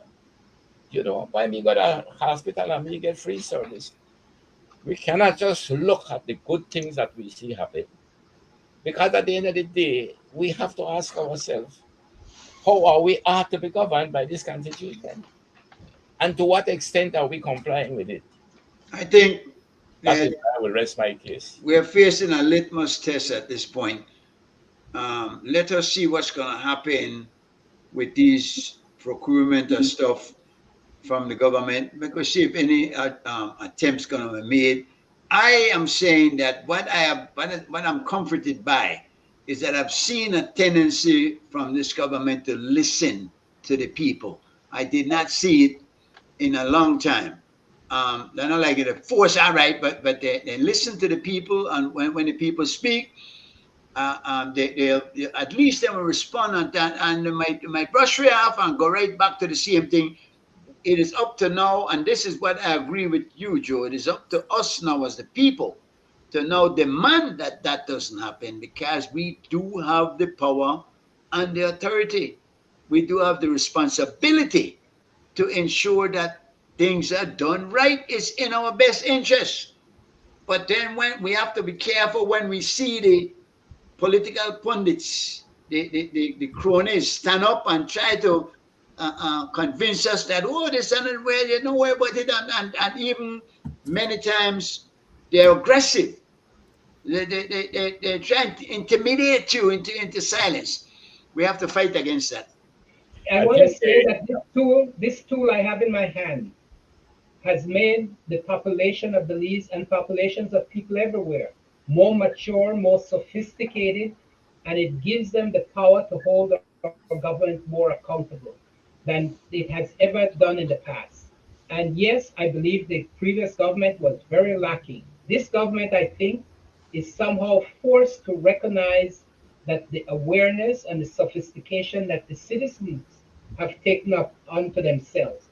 And so we are seeing a much more responsive and willing to move government in terms of taking the input from the citizenry to make changes and to stop actions that seem like it was not going to be a popular or a great amount of disapproval from the citizenry. So I agree with you that the government is making that change, but I think any government would have needed to make that kind of responsive change because of this capability that forces them. Because you're able as an individual to reach so many people.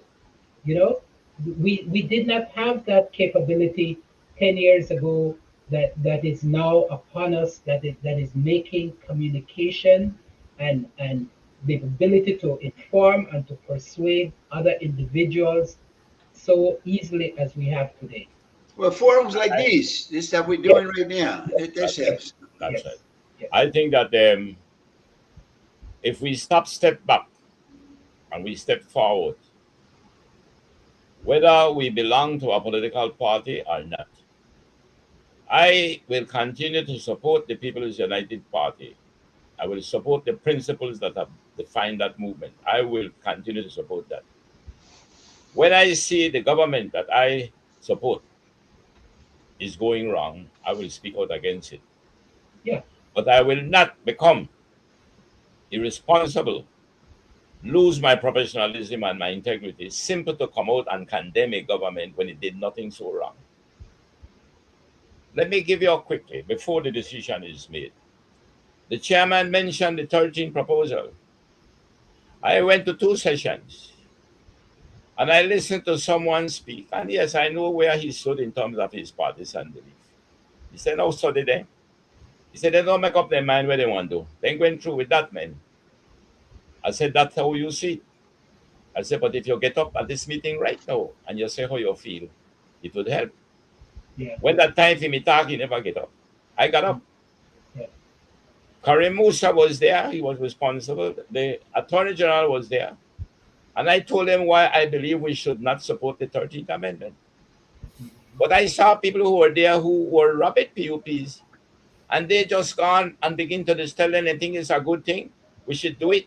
And they don't got no good reason for telling them it's a good thing.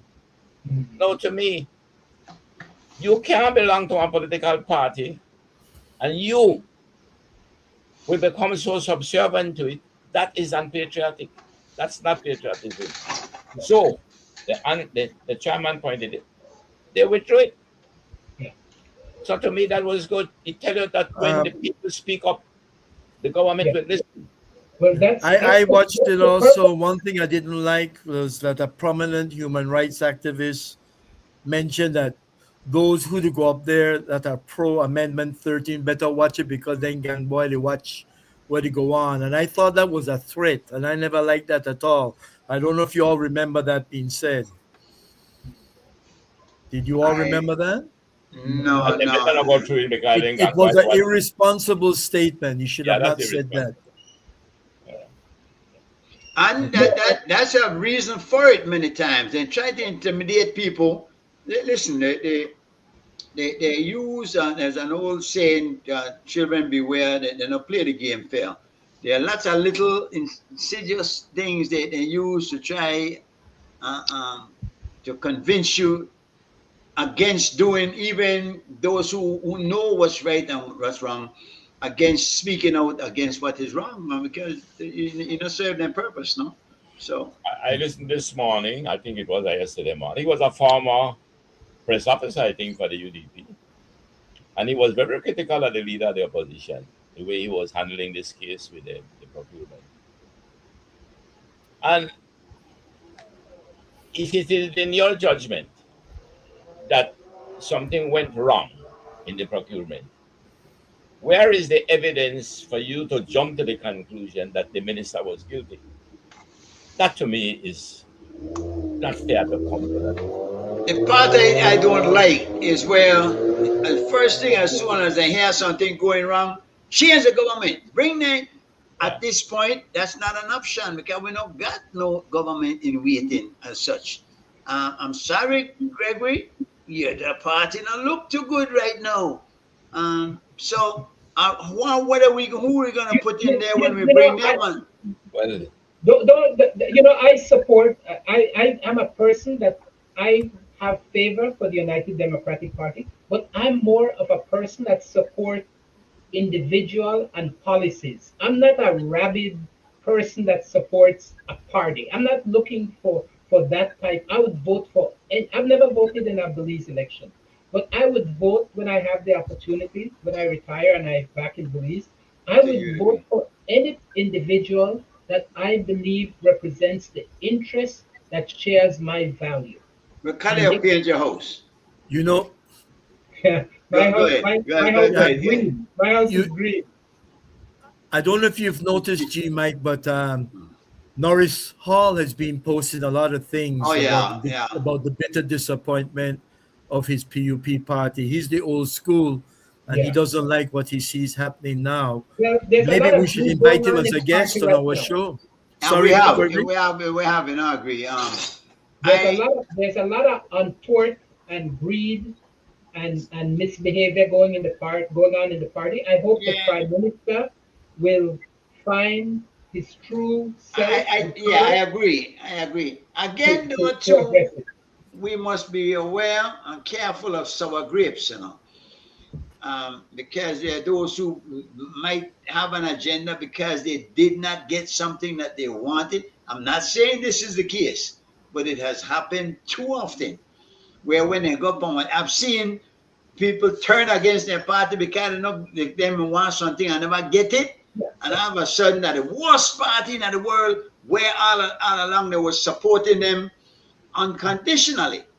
Mm-hmm. But as soon as you don't get that what you think you may deserve or should have gotten, then they want a whole different kettle of fish. On a positive note, Mr. Chairman, I would like to see a strong UDP.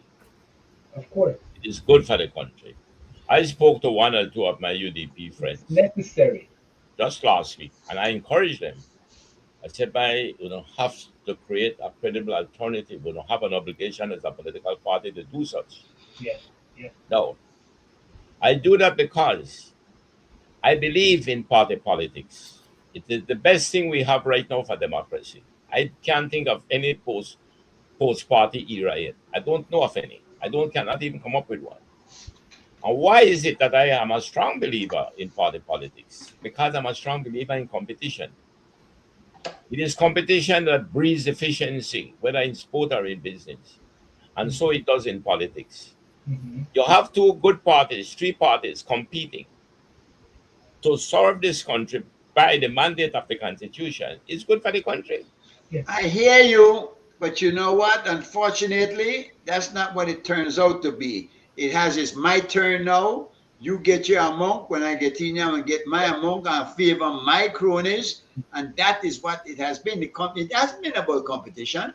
It's about opposition opposing for the sake of trying to get the party out and get mine in, not to keep them in check. No, but Mr. Chairman, I think we're different. I am not saying what you are giving me is the reality. Yes. What I'm giving you is the way I would expect it and ought to be. So it's good for us to bring forward the reality. But it's also good for us to know what is it that we want to achieve, what are our ambition. Keep hope alive.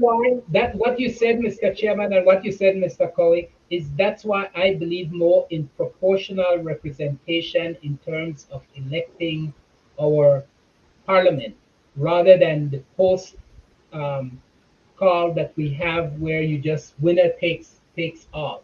So there is reason and there's hope that we could look at how we elect our representatives, so we could get that balance, so that you don't have one party that has 3 to 30, 3 to 27, and 15 or 26 to 5, and create this great imbalance and disproportionate representation that the government can act with such unanimity against all the policies and good practices of governance that sometimes becomes the what we forsake.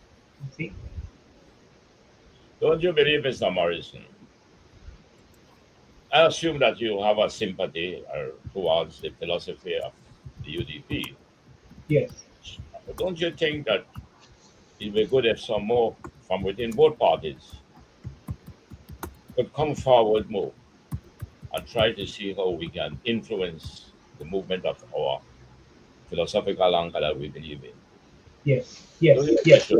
I always say that there seem to be in PUP some people that I could really support. I've seen them. What hurts me sometimes is that when I notice and I know that they know that the policies that is being presented by their own government is bad policy, they still stand up and line up behind it. And that kind of disappoints me in these individuals that I thought would be real statesmen, stateswomen in terms of representing the interests of the nation. But I see them fall for just a political position.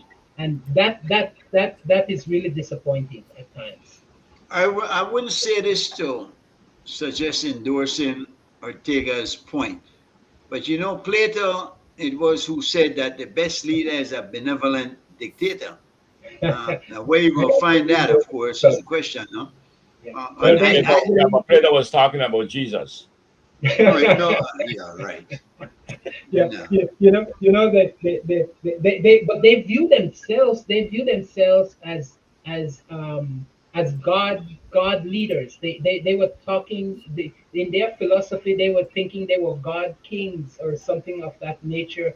That they had the domain to rule, and then other people maybe like they do in Cuba, where you could run for those little minor positions and stuff and have these opinions. But if the true leader makes a decision other than what you're saying, then yours is quelled. So they never really believe in the democracy that gave the citizenry, the majority, the right to make choices and to govern themselves. Would you like to see the United States invade Cuba, and do you think it would be a good move? No, I don't think so. I think that it has long passed that the United States should have established relationship with Cuba, and that would open up that country. Cuba did not want to be a communist country when it originally stepped out. They came to the United States and asked for support and for help, and the United States shunned them.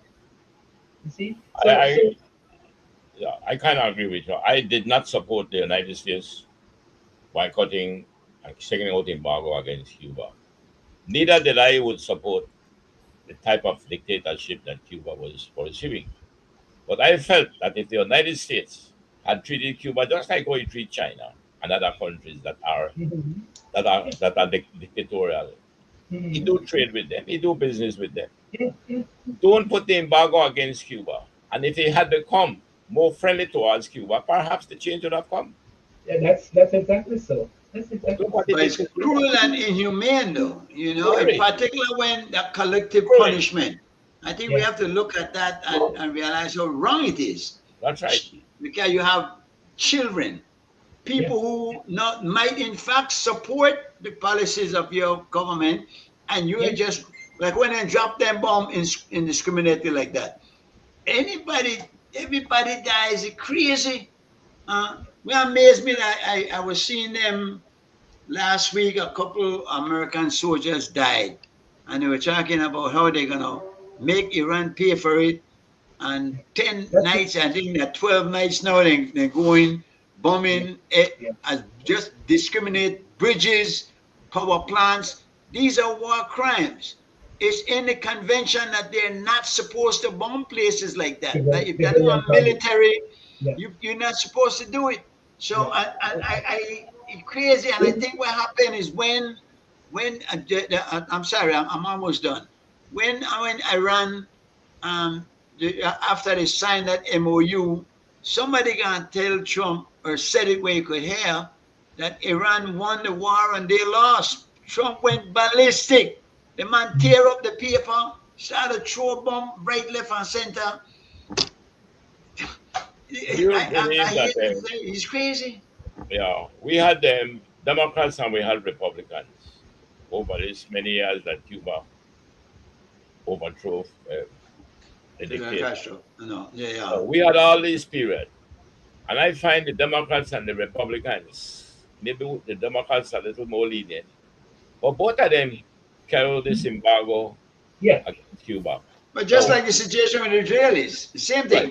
Two Now, of them. what is it that you believe that offended America so much? Why they carried out that embargo?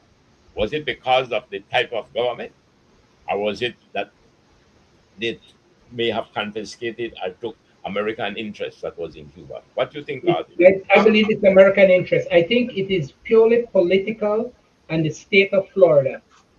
Florida has a heavy Cuban population that turns every election, and Florida has become a must-win state if you want to be some sort of majority, either the presidency or the Congress in the United States. And so I think the politics is solely geared to that, and it resonates on the political interests of some of those people that feel deprived of property that was taken away from them 60, 70 years ago when Cuba fell and Castro government took over. I Maybe think they're upset about the bear Cuba's pig. revolution embarrassed America. That's one Yeah, thing. the bear pig. Yeah.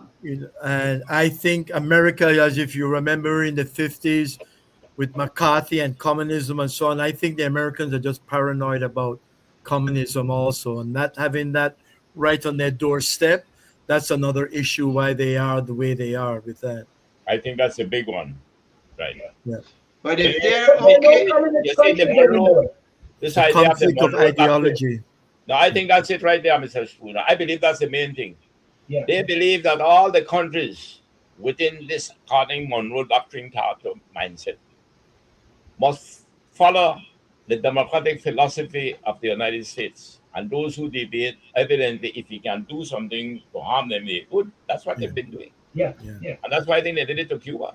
Yeah. But Joe, they don't mind the right wing dictators. It's more of the left wing that they're more concerned Well, that's about. what they had in Cuba before Fidel was exactly a dictator. Yeah, But the dictator was accommodating to them.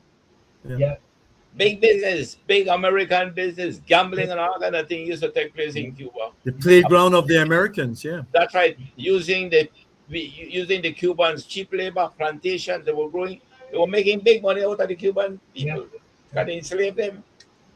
The big corporations in America were controlling Cuba. Yeah. I support Cuba for what he did there, but then when he didn't come through. He promised elections, free elections, and he did it, and that's why I turned against Cuba. I mean, against Fidel. Yeah, you're quite right, because when he first, after the revolution, and he first visited the United Nations, when he was asked, and I'll never forget that interview, he said that just give him time, he will call the elections. That's what he promised.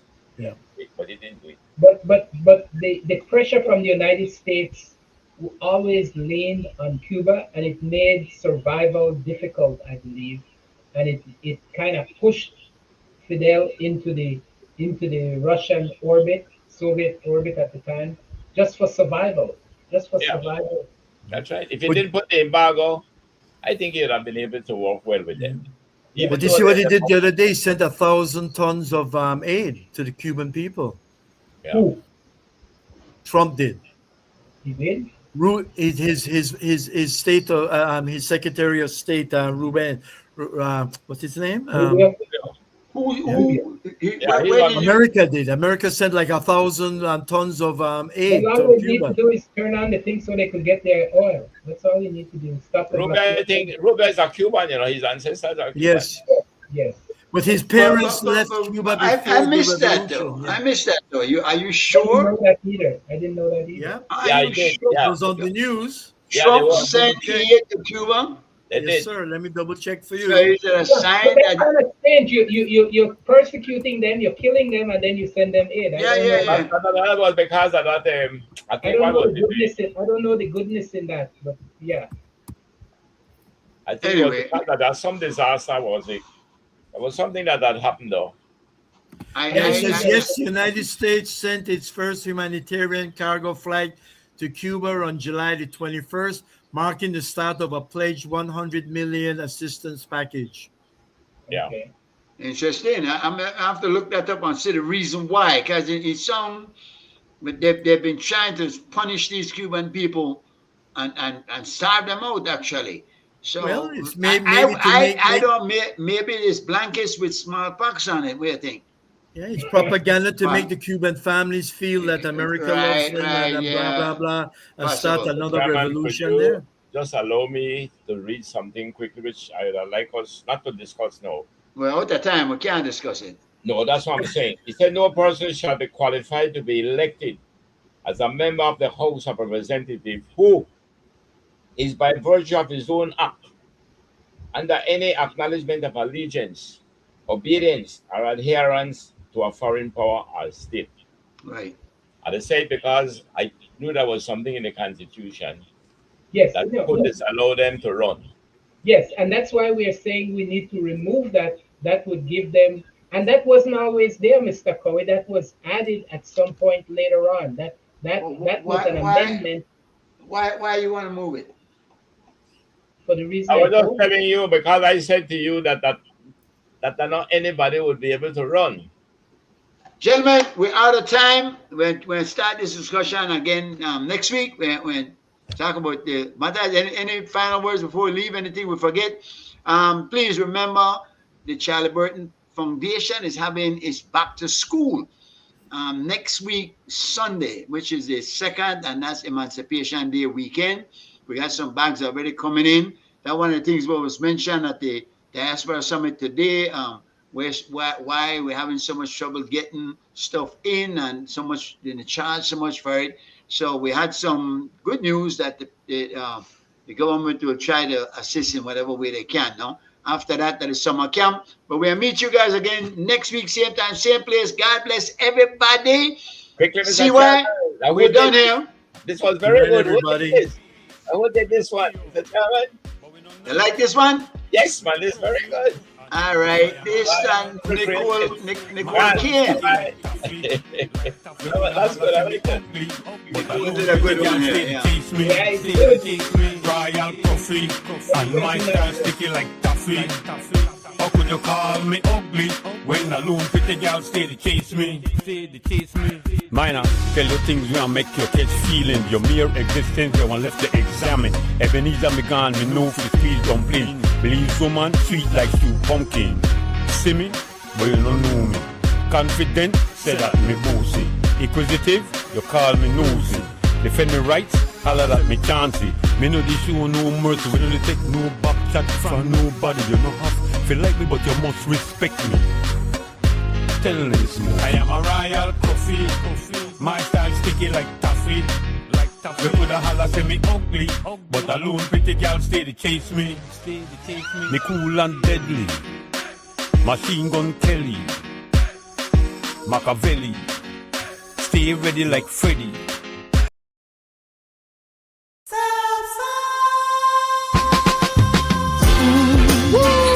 Big Wolf Entertainment. We here. You know where you from. Jamaica, Queens. This is how we rock.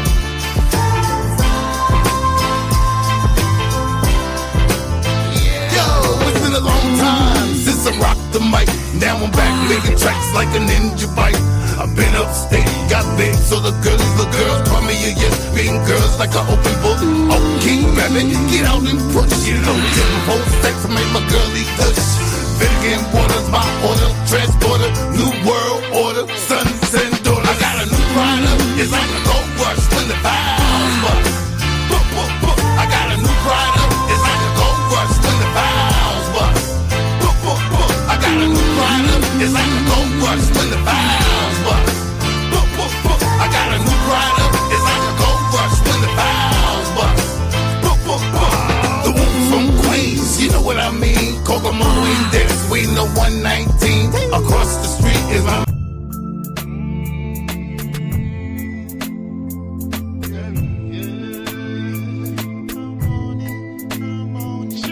hotter than the flame.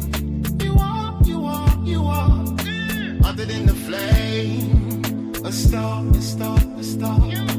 Hotter than the flame. You are hotter than the flame. A star. Tell flash a day with the pipe, ready. The sitting figure out up on the middle of the night. Car what? Steady with the him, chop, I'm a style. Stand it to the middle of you free. Flash I get the pleasure with the pig. What? You don't know anything left you wetter on the rim. Show me all the power of the flame. Try the human touch. Put it in the feet, where did it play? Hotter than the flame. You are hotter than the flame. A star. Hotter than the flame. You are hotter than the flame. A star. We kiss, we touch.